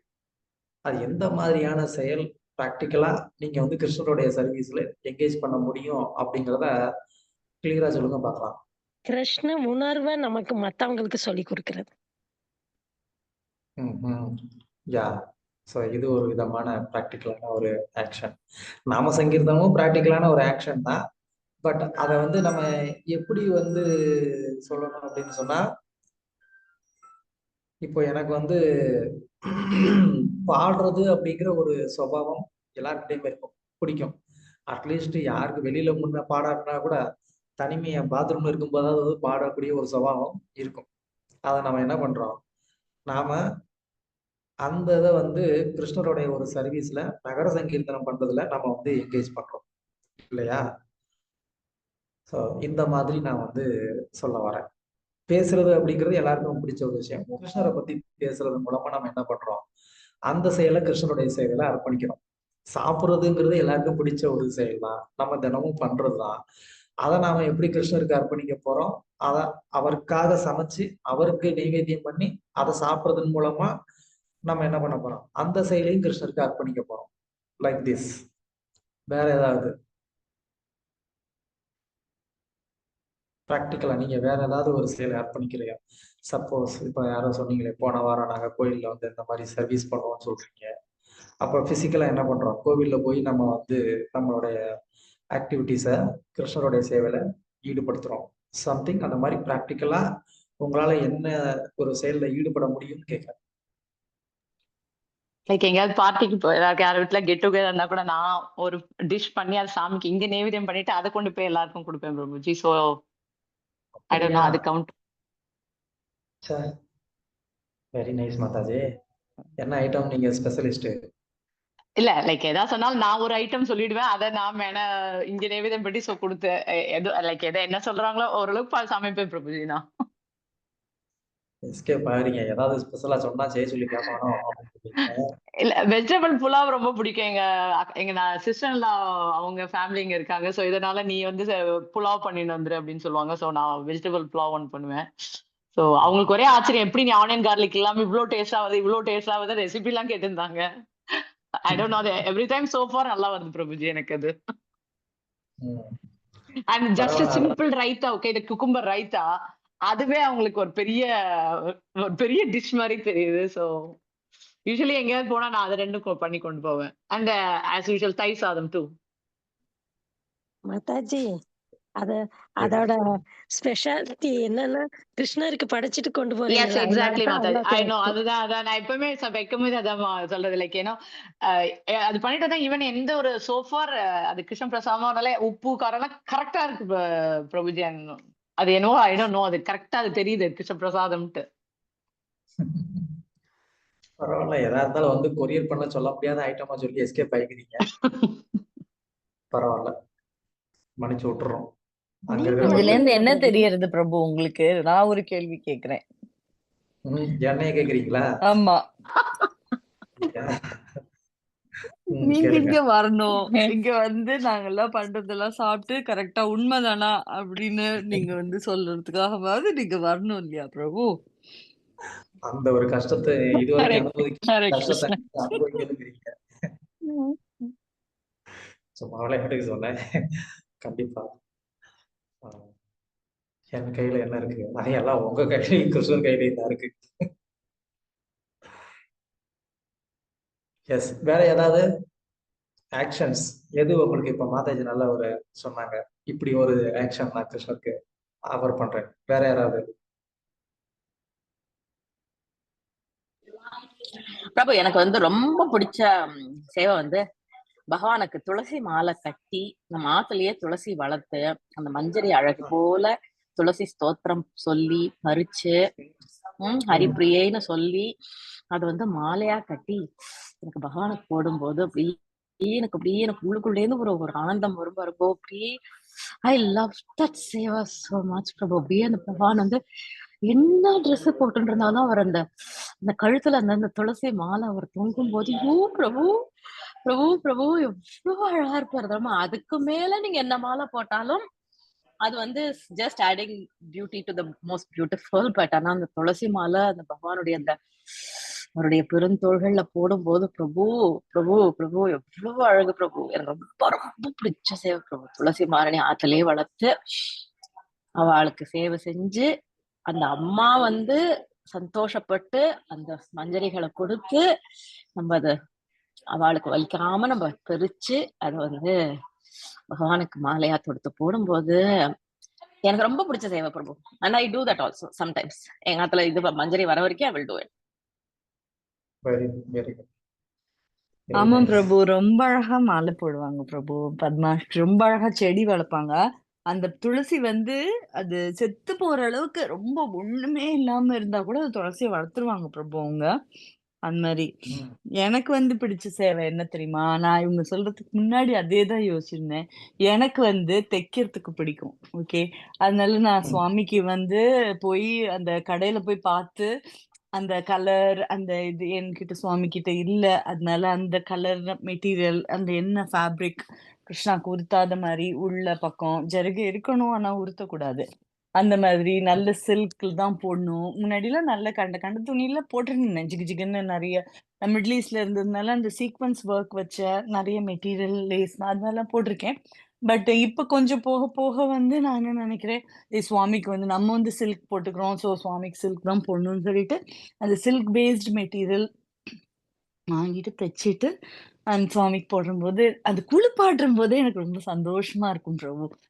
குளிப்பாட்டி அந்த ட்ரெஸ்ஸ போட்டு, அந்த மேட்சிங் ஜுவல்லரிய போட்டு, அத போடும்போது எனக்கு ரொம்ப பிடிக்கும் Prabhu. Wonderful, and wonderful. She is a matchless gift Prabhu. அவ பண்ற மாதிரி அந்த ஒரு ட்ரெஸ்ஸ தைச்சானா, கிருஷ்ணரை முன்னாடி நிக்க வச்சு அவருக்கு அளவு எடுத்து தைச்சா மாதிரி அந்த மாதிரி நிக்கும் பிரபு. அது போட்டாலே அப்படி ஒரு அழகு. Very good. இது பாக்குறதுக்காக வரும் கண்டிப்பா. உம். இன்னைக்குதான் வெரி அந்த குட். சீக்ரெட் எல்லாம் தெரியுது பிரபுஜி. அதுக்கு தான் நான் கேட்டுக்கிட்டு இருக்கிறேன். உடனே வெளியில கொண்டு வரதுக்கு தானே கேட்டுட்டு இருக்கேன். Very nice. நல்ல ஒரு டீம் அங்க இருக்கிறீங்க கிருஷ்ணரை பாத்துக்கிறதுக்கு. ராதா கிருஷ்ணரை நல்லா பாத்துக்கிறதுக்கு ஒரு டீம் அங்க இருக்கிறீங்க. Very nice. ரொம்ப சந்தோஷம். யா. ஸ்ரீ நாமாமிர்தம் டைம் ஆயிட்டு இருக்குன்னு நினைக்கிறேன். படிங்க யாராவது குயிக். நான் படிக்கிறேன் பிரபுஜி, யாரும் படிக்கலன்னா. நீ படிங்க வேணும். ஓகே. ஸ்ரீ நாமாமிர்தம். குறிப்பிட்ட வேள்விகளை செய்வதற்கு நாம் தயாரான நிலையில் இல்லை என்றால் நமது வாழ்க்கைக்கு தேவையான அனைத்தும் நிறுத்தப்படும். பிரம்மதேவன் மனித சமுதாயத்தை படைக்கும் போது வேள்விகளையும் சேர்த்து படைத்தார் என்று பகவத்கீதை உறுதிப்படுத்தப்படுகிறது. யக்னா என்றால் முழுமுதற் கடவுள் பகவான் விஷ்ணு என்று பொருள். வேள்வி என்றால் முழுமுதற் கடவுளின் திருப்திக்காக தொண்டு செய்வது என்று பொருள். வேதங்களில் குறிப்பிட்டு உள்ளது போல் வேள்விகளை செய்வதற்கு தகுதி வாய்ந்த அந்தணர்கள் இப்பொழுது கிடைப்பதில்லை. இதனால் தான் ஸ்ரீமத் பாகவதத்தில் யக்னை சங்கீர்த்தன பிரயாயை சங்கீர்த்தன யக்னம் செய்வதால் யக்ன புருஷரான பகவான் சைத்தன்யரை மகிழ்வித்தால் வேதங்கள் கூறும் பெரிய வேள்விகளால் செய்யும் எல்லா பலனையும் ஒருவன் பெறுவான். பிருது மன்னரும் மற்றவரும் இந்த பூமண்டலத்தில் தங்குவதற்கு தேவையான அனைத்து பொருள்களையும் வேள்விகளையும் செய்து பெற்றனர். இப்போது சங்கீர்த்தன யக்னத்தை அகில உலக கிருஷ்ணா இயக்கத்தால் ஏற்கனவே தொடங்கப்பட்டு உள்ளது. மக்கள் வேள்விகளின் பலனை பெறுவதற்காக இந்த இயக்கத்தின் செயல்களை பங்கு பெற வேண்டும். பின்னர் பற்றாக்குறை இராது. சங்கீர்த்தன யக்னம் பிரபுஜி கொஞ்சம் சங்கீர்த்தன யக்னம் செய்யப்பட்டால் அனைத்து விதமான இடர்பாடுகளும் தொழில் நிறுவனங்களில் உள்ள துன்பங்கள் கூட நீங்கும். ஆகையால் இந்த முறையானது வாழ்வின் அனைத்து பகுதிகளிலும் சமூகம், அரசியல், தொழில், வணிகம் போன்ற எல்லாவற்றிலும் அறிமுகப்படுத்தப்பட வேண்டும். பின்னர் எல்லா சுமூகமாகவும் அமைதியாகவும் நடக்கும். ஸ்ரீமத் பாகவதம் 4.19.7. சாதாரண வாழ்க்கையில் இடைவிடாது உழைத்தால் நாம் சோர்வு அடைவது உண்டு. ஆனால் பக்தியோக முறையிலோ கிருஷ்ண மகா மந்திரத்தை உச்சரிப்பதாலோ 24 மணி நேரமும் கிருஷ்ணருடைய சேவையில் ஈடுபட முடியும். சோர்வும் வந்தடையாது.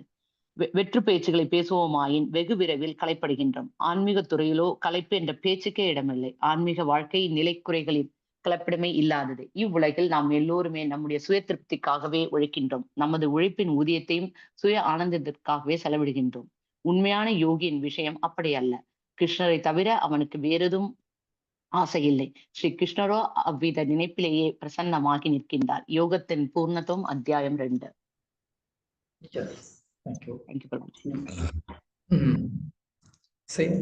ரொம்ப பர்ஃபெக்டா இங்க வந்து எப்படி இப்ப நம்ம டிஸ்கஸ் பண்ணிக்கிட்டு இருந்த மாதிரிதான், நம்ம செயல்படாம இருக்க முடியாது. ஆனா அந்த செயல்படுறத எப்படி நம்ம அதை வந்து கிருஷ்ணருடைய ஒரு செயல்ல நம்ம அதை மாத்திக்க முடியும் அப்படிங்கிறத வந்து இந்த 2வது பேரால வந்து எப்படி சொல்றாங்க.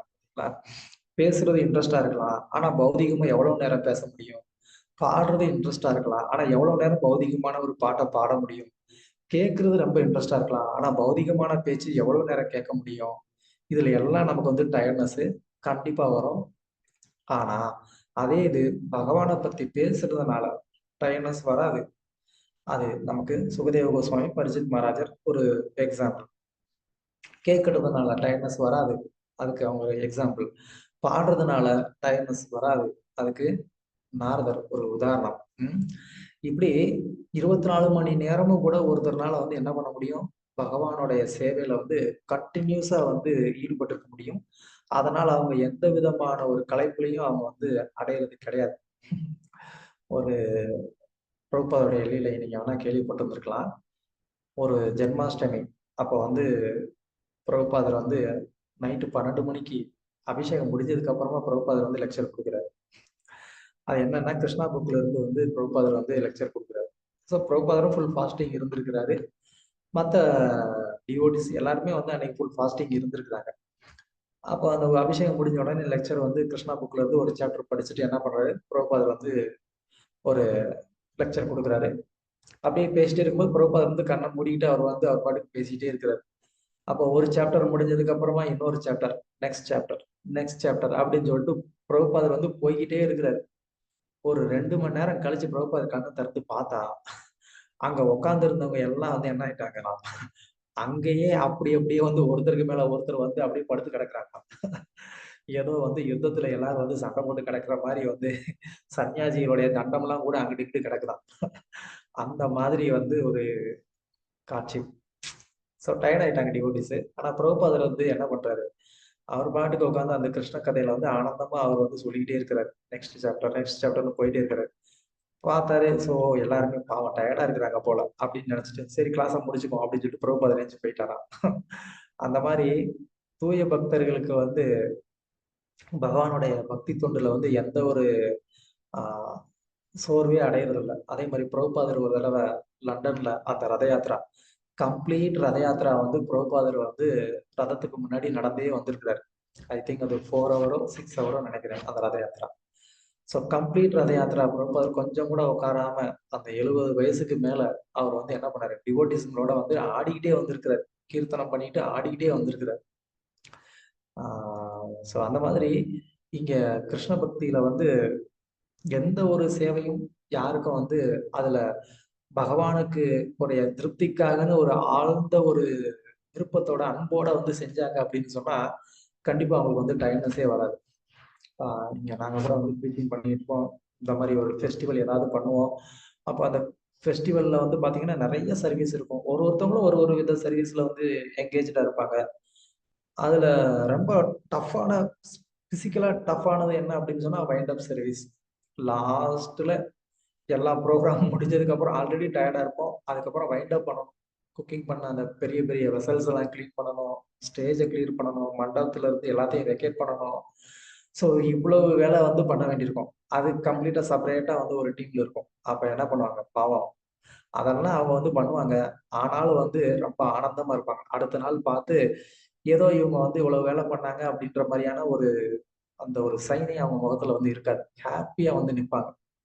ஸோ அந்த மாதிரி எந்த ஒரு சேவையுமே வந்து கிருஷ்ணருக்காக செய்யறோங்கிற அந்த ஒரு மனநிலையில யார் வந்து இருக்கிறாங்களோ, அது கிருஷ்ணரோட இன்பத்துக்காக நான் பண்றேன்னு இருக்கிறாங்களோ, அவங்க வந்து என்ன பண்ண முடியும், அதனால ஆனந்தத்தை தான் அடைவாங்களே தவிர அதுல அவங்க வந்து சோர்வு அடைய மாட்டாங்க. பிளஸ் அவங்களுக்கு எந்த விதமான ஒரு கர்ம வினையுமே அதுல வந்து இல்லை. ஸோ அதனாலதான் இங்க இத வந்து இந்த டாபிக்கை இங்க கொடுக்கறதுக்கான ஒரு காரணம் வந்து அதுதான். இந்த நாம சங்கீர்த்தனம் அப்படிங்கிறது வந்து எப்படி அது வந்து கிருஷ்ணருடைய ஒரு சேவைனா அதுவும் வந்து கிருஷ்ணருக்கு அர்ப்பணிக்கப்படக்கூடியதுதான். ஏன்னா இந்த நாம சங்கீர்த்தனம் அப்படிங்கிறது வந்து என்ன, அதுவும் வந்து ஒரு யஜ்யம் தான் இல்லையா? அது சங்கீர்த்தன யஜ்யம். கிருஷ்ணரே வந்து பகவத்கீதையில கூட வந்து சொல்லியிருக்காரு, யஜ்ஞானம் ஜப யஜ்யம் அப்படின்னு சொல்லி. ஸோ அதனால நாம சங்கீர்த்தனம் அப்படிங்கிறதும் ஒரு யஜ்யம். பாகவதத்திலையும் அது சொல்லப்பட்டிருக்கு. அப்ப அந்த நாம சங்கீர்த்தனத்துல ஈடுபடுறதும் நம்ம பகவானுடைய ஒரு திருப்திக்காக ஈடுபடும் போது அதுலயும் நமக்கு ஆனந்தம் தான் கிடைக்கும், கர்மாவும் வரப்போறது இல்லை. விஷ்ணு ஜனசுவாமி மகாராஜ் அப்படின்னு சொல்லி பிரபுபாதருடைய ஒரு டிசைபிள் எல்லாரும் கேள்விப்பட்டிருப்பீங்க. அவர் வந்து கீர்த்தனம் நகர சங்கீர்த்தனம் போனாரு அப்படின்னு சொன்னா எல்லாரும் மேபி ஒரு 2 மணி நேரம் 3 மணி நேரம் பண்ணுவாங்க. ஆனா அவர் ஒரு நாள் ஃபுல்லா கீர்த்தனம் பண்ணிக்கிட்டே இருப்பாராம். ஒரு நாள் ஃபுல்லா கீர்த்தனம் பண்றதுன்னா என்ன, சும்மா பாடுறது இல்ல, மிருதங்கம் பிளே பண்ணிட்டே வந்து என்ன பண்ணுவார், கீர்த்தனம் பண்ணிட்டே இருப்பாரு. ஸோ அப்படி ஒரு தடவை என்னன்னா அவர் மிருதங்கம் பிளே பண்ணி அவருடைய கையில இருந்து விரல்ல இருந்து என்ன ஆகுது, ப்ளீடிங் ஆகிக்கிட்டு இருக்கு. ஆனா அவர் கொஞ்சம் கூட அது வந்து உணராம என்ன பண்ணிட்டு இருக்கிறாரு, அவர் பாட்டுக்கு வந்து கீர்த்தனம் பண்ணிக்கிட்டே இருக்கிறாரு. அந்த மாதிரியான ஒரு தூய பக்தர்கள்லாம் பகவானுடைய அந்த சேவையில எப்படி ஆனந்தத்தை அனுபவிக்கிறாங்க அப்படிங்கறத நம்மளால வந்து பார்க்க முடியுது. ஸோ அப்படின்னா நம்ம பகவானுக்காக செய்யக்கூடிய இந்த செயல்கள் வந்து ஒரு பௌதிகமான செயல் இல்லை, இது ஆன்மீகமான செயல் அப்படிங்கறத நம்மளால வந்து புரிஞ்சுக்க முடியும். இந்த நாம சங்கீர்த்தனம்ங்கிற இந்த யஜ்யத்தை பண்றதன் மூலமா நமக்கு எல்லா விதமான தேவையும் பூர்த்தி ஆகுது அப்படிங்கிறதான் இங்க பிரபுபாதர் வந்து சொல்றாரு. நம்ம நாம சங்கீர்த்தனம் பண்ணாததுனால நம்மளுடைய இந்த செயல்களை கிருஷ்ணருக்கு அர்ப்பணிக்காததுனால நமக்கு இங்க என்ன கிடைக்க மாட்டேங்குது? இந்த பௌதிக உலகத்துல நமக்கு தேவையான அந்த இயற்கை வளங்கள் அது வந்து என்ன ஆக மாட்டேங்குது? கிடைக்க மாட்டேங்குது. முன்னாடி சிம்பிள் ஒரு உதாரணம் சொல்லணும்னா, அரிசி வகை மட்டும் இந்தியால 1100க்கும் மேற்பட்ட வகைகள் இருந்தது. ஆனா இன்னைக்கு அவ்வளவு வகைகள் கிடையாது. யஜ்ஞத்திற்கு இதுக்கு முன்னாடி எவ்வளவு வஸ்துக்கள் பயன்படுத்தினாங்களோ அவ்வளவு வஸ்துக்கள் இன்னைக்கு எல்லாரும் பயன்படுத்திட்டு இருக்கிறாங்களா? சொல்ல முடியாது. ஏன்னா பகவானுக்கு செய்யக்கூடிய அந்த பக்தி தொண்டு குறைய குறைய பூமாதேவி என்ன பண்ணுவாங்க? நமக்கு கொடுக்கக்கூடிய அந்த செல்வங்கள் எல்லாம் உள்ள இழுத்துப்பாங்க. ஸோ அதனால இந்த நாம சங்கீர்த்தனம்ங்கிற இந்த யஜ்யம் வந்து மொத்த மனித சமுதாயத்துக்குமே வந்து எல்லா விதமான நன்மையும் கொடுக்கறதுக்காக இருக்கு. அதனால நாம என்ன பண்ணணும்? நம்ம லைஃபை அதுக்காக அர்ப்பணிக்கணும் அப்படின்னு இங்க பிரபுபாதர் சொல்றாரு. அதனால நம்ம ஹாப்பியா இருக்க முடியும். ஓகே, பிரச்சாரமே சாரம். யாராவது படிங்க ஃபர்ஸ்டா? நான் படிக்கிறேன் பிரபு. ம். பிரச்சாரமே சாரம். பாவங்கள் எல்லாவற்றையும் நீக்கக்கூடிய தன்மை வாய்ந்தது என்று கங்கை நதி எல்லோராலும் கொண்டாடப்படுகிறது. அதாவது கங்கையில் ஒருவன் நீராடினால் அவனது வாழ்க்கை அழுக்குகளிலிருந்து அவன் விடுதலை பெறுகிறான் என்று கூறலாம். கங்கை நதி இவ்வாறு கொண்டாடப்படுவதற்கு காரணம் அது முழு முதற் கடவுளின் திருவடி தாமரைகளில் இருந்து உற்பத்தி ஆகுவதே. அதுபோல் முழு முதற் கடவுளின் திருவடி தாமரைகளிடத்து நேரடி தொடர்பு கொண்டவர்களும் அவரது புகழினை பாடுவது ஒன்றிலேயே குறியாக இருப்பவர்களும் எல்லா ஜட அழுக்குகளில் இருந்தும் விடுதலை பெறுகின்றனர். இது போன்ற மாசற்ற பக்தர்கள் சாதாரண பந்தப்பட்ட ஆத்மாக்களின் மீது கருணையுடையவர்களாக இருக்கின்றனர். ஸ்ரீல பிருந்தாவன தாஸ் தாக்கூர் பாடுகிறார், பகவான் சைத்தன்யரின் பக்தர்கள் ஒவ்வொருவரும் ஒரு பிரபஞ்சத்தையே மீட்கும் ஆற்றல் பெற்றவர்கள் என்று இதனையே பகவானின் பெருமைகளை உபதேசித்து பந்தப்பட்ட ஆத்மாக்கள் அனைத்தையும் சுத்த சத்துவம் அல்லது தூய மேலான நிலைக்கு உயர்த்துவதே பக்தர்களின் தொழிலாகும் என்றும் கூறலாம். இங்குள்ள சுசத்துவம் என்னும் வார்த்தையின் பொருள் சுத்த சத்துவம் என்பதாகும். அதாவது பௌதீக நன்மைகளுக்கெல்லாம் மேலான உன்னதமான நிலையாகும். தனது மேலான பிரார்த்தனைகளினால் சிவபெருமான் பகவான் விஷ்ணு மற்றும் அவரது வைஷ்ணவ பக்தர்களை சரண் புகுவதே மிகச்சிறந்த வழி என்று நமக்கு அறிவு புகட்டுகின்றார். ஹரே கிருஷ்ணா.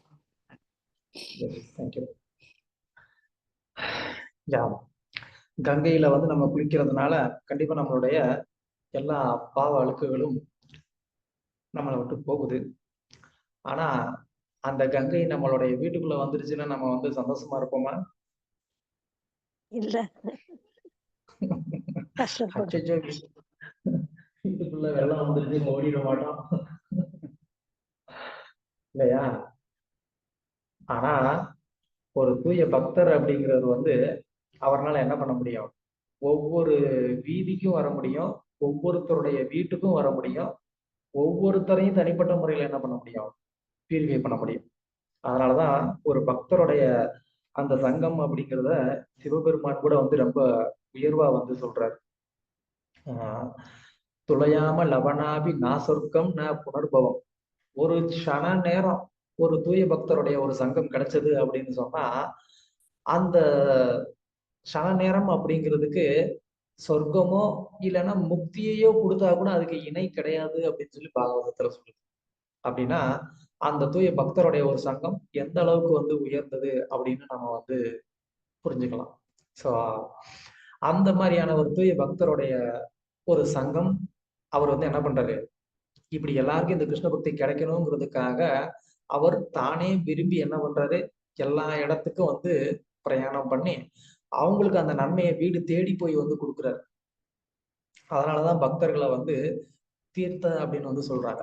அவர் வந்து நடமாடும் ஒரு தீர்த்தம், மொபைல் தீர்த்தம். யாரு கையில மொபைல் வச்சிருக்கிறதுனால மொபைல் தீர்த்தம் இல்லை, எல்லா இடத்துக்கும் பிரயாணம் செய்ய முடிஞ்சவர் அப்படிங்கிறதுனால அவர் வந்து நடமாடும் தீர்த்தம். ஸோ அவர் வந்து என்ன பண்ண முடியும், இந்த பிரபஞ்சத்தையே அவரால வந்து விடுவிக்க முடியும். அந்த அளவுக்கு அவர் ஒரு உன்னத நிலையில இருக்கிறார். ஏன்னா அவர் பகவானுடைய ஒரு தூதரா இருக்கிறதுனால, பகவானுக்கு தூய பக்தி பண்றதுனால அவரால் இந்த மொத்த பௌதிக உலகத்தையே வந்து பியூரிஃபை பண்ண முடியும். ஸோ அப்படிப்பட்ட அந்த பக்தருடைய சங்கத்தை நம்ம வந்து என்ன பண்ணணும், நம்ம வந்து விரும்பி எடுத்துக்கணும். அது மாதிரி நம்ம மற்றவங்களுக்கு கொடுக்கணும். நம்ம அந்த ஒரு நிலைய அடைந்து நம்மளும் என்ன பண்ணணும், நம்ம மற்றவங்களுக்கு நாமளும் கொடுக்கணும். நமக்கு கிடைச்சா போதும்னு சொல்லி நம்ம மட்டும் வந்து வச்சுக்கிறது இல்லாம நம்ம என்ன பண்ணணும், மற்றவர்களுக்கும் இது கிடைக்கிறதுக்கு நம்மளும் வந்து ஒரு உதாரணமா இருக்கணும், உதவியா இருக்கணும். அதனால சைத்தன்ய மகாபிரபுவும் சரி, பிரபுபாதரும் சரி ரொம்ப ரொம்ப வந்து சந்தோஷம் அடைவாங்க அப்படிங்கிறத நம்ம வந்து தெரிஞ்சுக்கணும். ஸோ அதனால எல்லாரும் வந்து உங்களால முடிந்த அளவுக்கு நீங்க நல்லா பக்தி பண்ணுங்க, மற்றவங்களும் நல்லா பக்தி பண்றதுக்கு உதவி பண்ணுங்க. எல்லாருக்கும் வந்து இந்த ஹரே கிருஷ்ண கிருஷ்ண கிருஷ்ண ஹரே ஹரே, ஹரே ராம ராம ராம ஹரே ஹரேங்கிற இந்த மகா மந்திரத்தை நீங்களும் நல்லா ஜபிச்சு மற்றவங்களையும் இந்த நாம ஜபத்துல வந்து ஈடுபட வச்சு எல்லாரும் சேர்ந்து சந்தோஷமா இருக்கிறதுக்கு நம்ம வந்து பிரயத்தனம் பண்ணலாம். Okay, Hare Krishna. Thank you very much. Any questions are comments? Hare Krishna Prabhuji. Like இப்ப நீங்க சொன்ன மாதிரி இவங்க அக்கா பையன் எனக்கு இங்கதான் இருக்காங்க, நாங்க இருக்கிற இடத்துலதான். சோ நான் அவங்க வீட்டுக்கு போனா கூட சான் பண்ணுவேன், ஏதாவது ரவுண்ட்ஸ் எனக்கு மிஸ் பண்ண கூடாதுன்னு சொல்லிட்டு அங்க போயிட்டு 2-3 ரவுண்ட் சான் பண்ணிருப்பேன். ஆனா அவன் அவங்க வீட்டுக்கு நான் போனோடனே அவன் என்ன பார்த்தோடனே சொல்லுவான், மாமி ஹரே கிருஷ்ணான்னு சொல்லிட்டு ஒரு ரவுண்டாவது எனக்காக உடனே சான் பண்ணிடுவான் அவன். லைக் நான் பண்றதுனால அவன் என்னை பார்த்தா அவனுக்கு உடனே அதுதான் ஞாபகம் வரும். சொன்னானா ஒரு ரவுண்டு கண்டிப்பா பண்ணிடுவான் அவன். So yeah, thank you. I just want to share this. Yes, super. அதுதான் பக்தருடைய ஒரு இம்பாக்ட் அப்படிங்கிறது. அவங்கள பார்த்தா ஆட்டோமேட்டிக்கா என்ன ஆகுது, நான் ஒரு பெரிய இது இல்ல, பட் அவனை பார்க்கும் போதே அவன் என்ன பார்த்தோன்னே உடனே சொல்லுவான் அவன். ஆக்சுவலியா வெரி நைஸ். அது உங்களுடைய ஒரு பியூரிட்டி என்னங்கிறத காமிக்குது. அவன் அதான் அவன் எனக்கு அது ரொம்ப சொல்றேன், ஸ்ரீதர் நீ என்னால ஒரு தடவை சொல்ற ரொம்ப நல்லது ஸ்ரீதர் அப்படின்னு சொல்லிட்டு நான் சொல்லுவேன் அவன்கிட்ட நான். ஆக்சுவலியா சூப்பர். தேங்க்யூ பிரபு.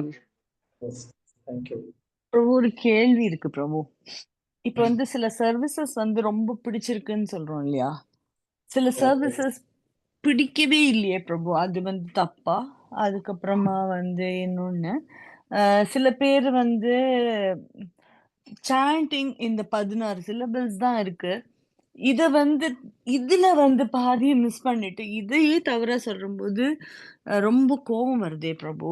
அந்த மாதிரியோட மக்கள் பக்கத்துல, ஏன்னா அது அதே காது கேட்டுட்டே இருந்ததுன்னா நம்மளுக்கும் அதே ரிங் ஆக ஆரம்பிச்சிருமோங்கிறதுனால அந்த மாதிரியான அசோசியேஷனை டோட்டலி தவிர்க்கிறதுக்கு பிரயத்னப்படுறேனே பிரபு, அது தப்பா? ஓகே, முதல் கேள்வி என்ன கேட்டீங்க? முதல் கேள்வி என்னன்னா, சில சர்வீசஸ் பிடிக்கவே இல்லையே. Yes, thank you. அதாவது பொதுவா ஒரு ஜீவாத்மாக்கு அப்படின்னு சொல்லி என்ன பண்ணலாம், தனிப்பட்ட ஒரு சுவை அப்படிங்கிறது வந்து இருக்கலாம், இல்லைன்னு கிடையாது. ஏன்னா எல்லாருக்கும் வந்து ஒரு விதமான ஒரு சுவை இருக்கும். அப்போ கண்டிப்பா என்ன பண்ணலாம், அதை நம்ம வந்து ஸ்பெசிஃபிக்கா நம்ம வந்து பண்ணலாம், இல்லை அப்படின்றது கிடையாது. ஆனா அதே நேரத்துல கிருஷ்ணருக்கு அங்க எந்த சேவை தேவைப்படுது அப்படிங்கிறதும் வந்து இருக்கு. இப்போ சில நேரங்கள்ல ஒவ்வொரு சில சேவைகளுக்கு பண்றதுக்கு ஆளுங்களே இருக்க மாட்டாங்க, அந்த சேவையே நடக்காது அப்படின்ற மாதிரியான ஒரு நிலைமை இருக்கிற பட்சத்துல அந்த சேவையும் நமக்கு வந்து கிடைச்சிருக்கு, அது நம்ம பண்ற மாதிரியான ஒரு நிலைமை இருக்கு அப்படின்னு சொன்னா சம்திங் வி ஹாவ் டு அதை அக்செப்ட். நமக்கு வந்து வெளிப்புறமா நமக்கு பிடிக்காத மாதிரி தெரிஞ்சா கூட அதுவும் கிருஷ்ணருக்கான ஒரு சேவை தான். அதனால என்ன பண்றோம், ஏன்னா அது அந்த சேவை நடக்கல அப்படிங்கும்போது அந்த மொத்தமா அந்த ஒரு கிருஷ்ண சேவை வந்து ஒரு இடத்துல பிரேக் ஆகுது இல்லையா. ஸோ அல்டிமேட்டா அப்படி பார்க்கும்போது வந்து என்ன பண்ணணும், அதை வந்து ஏத்துக்கணும். இதை நீங்க வந்து இந்த கோபியர்களுடைய லீலைகளை நீங்க பார்க்கலாம். அவங்க வந்து எல்லாரும் கண்டிப்பா ஒரு ஒரு விதமான ஒரு ஸ்பெசிபிக் டேலண்ட் அவங்கள்ட்ட இருக்கும், அதுக்கேற்ற மாதிரி ராதாராணிக்கும் கிருஷ்ணருக்கும் அவங்க சேவை பண்ணுவாங்க. But at the same time அங்க கிருஷ்ணருக்கு சம்திங் ஏதோ ஒண்ணு வந்து தேவை இருக்கு அப்படின்னு சொன்னா அவங்க என்ன பண்ணுவாங்க, அவங்க அவங்களுடைய இஷ்டத்தையும் தாண்டி இது கிருஷ்ணருக்கு இந்த இடத்துல இந்த சேவை தேவைப்படுது அப்படின்னு சொல்லும்போது என்ன பண்ணுவாங்க, அதையும் கண்டிப்பா வந்து பண்ணுவாங்க. ஏன்னா நம்மளுடைய விருப்பு வெறுப்புங்கிறதையும் தாண்டி கிருஷ்ணருக்கு அந்த இடத்துல எது தேவைப்படுது அப்படிங்கிறது வந்து இருக்கு. ஸோ அதை நம்ம கொஞ்சம் யோசிச்சு பார்க்கலாம். ஓகே. ஸோ செகண்ட் வந்து இந்த ஜபம் அப்படிங்கிறது கண்டிப்பா ரொம்ப முக்கியமான ஒண்ணு. அதை சரியாக ஜபம் பண்ணக்கூடியவருடைய சங்கத்துல பண்றது நல்லாவே நமக்கு வந்து ஒரு எஃபெக்டிவா இருக்கும். அது வந்து நல்ல விஷயம் தான். பட் தப்பா ஜபம் பண்றவங்களுக்கு நம்ம சொல்லி புரிய வைக்க முடிஞ்சா சொல்லி புரிய வைக்க முயற்சி பண்ணலாம். சொல்றதுக்கு நமக்கு அந்த மாதிரியான ஒரு சூழ்நிலை இல்லை, அந்த ஒரு கெப்பாசிட்டி நமக்கு இல்லை அப்படின்னு நம்ம நினைச்சோம் அப்படின்னு சொன்னா நோ ப்ராப்ளம். நம்ம வந்து கொஞ்சம் செப்பரேட்டாக கூட நம்ம வந்து ஜெபம் பண்ணலாம். நம்ம அதனால வந்து கோவப்பட வேண்டிய அவசியம் இல்லை. ஏன்னா அது அவருக்கும் கிருஷ்ணருக்கும் இடையில இருக்கக்கூடிய ஒரு விஷயம்.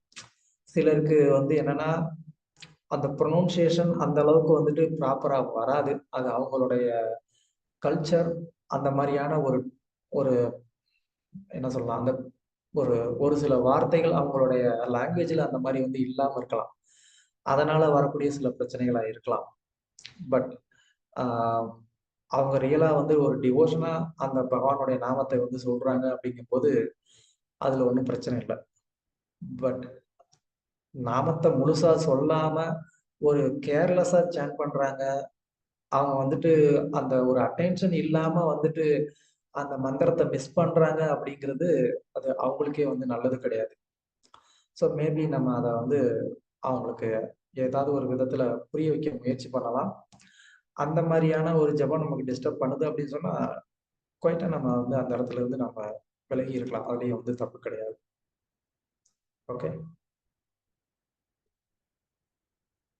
ரொம்ப தேங்க்ஸ் பிரபுஜி. நல்லா இருந்தது சொன்னீங்க, கரெக்டா சொன்னீங்க. தேங்க்யூ. உங்களுடைய கேள்விக்கு ரொம்ப நன்றி. வேற யாருக்காவது ஏதாவது கேள்விகள் இல்ல கருத்துக்கள்? ஒரே கர்மா கர்மான்னு பேசி வந்து போர் ஆயிடுச்சு அன்னைக்கு.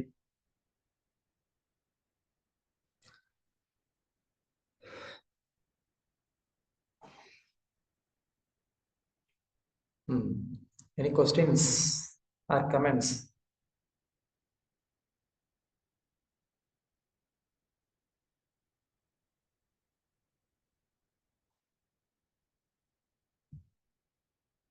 எதுவும் இல்லையா?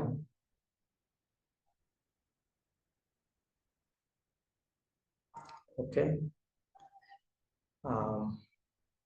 கிளாஸ்ல பேசிட்டு இருக்கக்கூடிய சமயத்திலேயே பத்மாக்ஷி மாதாஜி அவங்களுடைய ராதாகிருஷ்ணர் அவங்களுடைய போட்டோ அனுப்பிச்சாங்க. அற்புதமான ராதாகிருஷ்ணரை வச்சு அவங்களுக்காக ஸ்பெஷலாக வந்து கார்டன்லாம் வச்சு அவங்கள நல்லா வந்து பார்த்துக்கிட்டு இருக்கிறீங்க. ரொம்ப ரொம்ப சந்தோஷம். நல்லா இன்னும் மென்மேலும் நீங்கள் ராதாகிருஷ்ணருக்கு நல்லா சேவை பண்ணுங்க.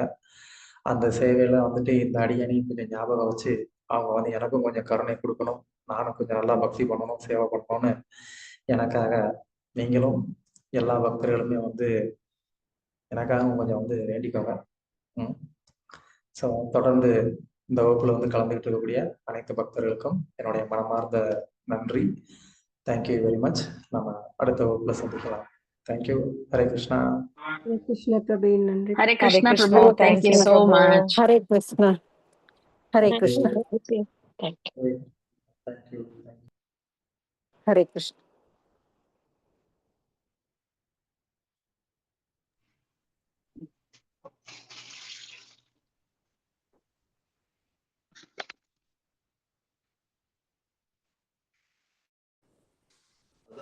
யூனிவர்சிட்டி கூப்பிட முடியாது. சரி சரி, அதான் ஆமா, கஷ்டம் பாவம் கிரீஸ்தி மாதிரி.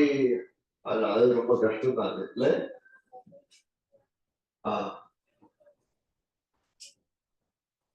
அதான் கோஆப்ரேட் பண்ணுவாங்க.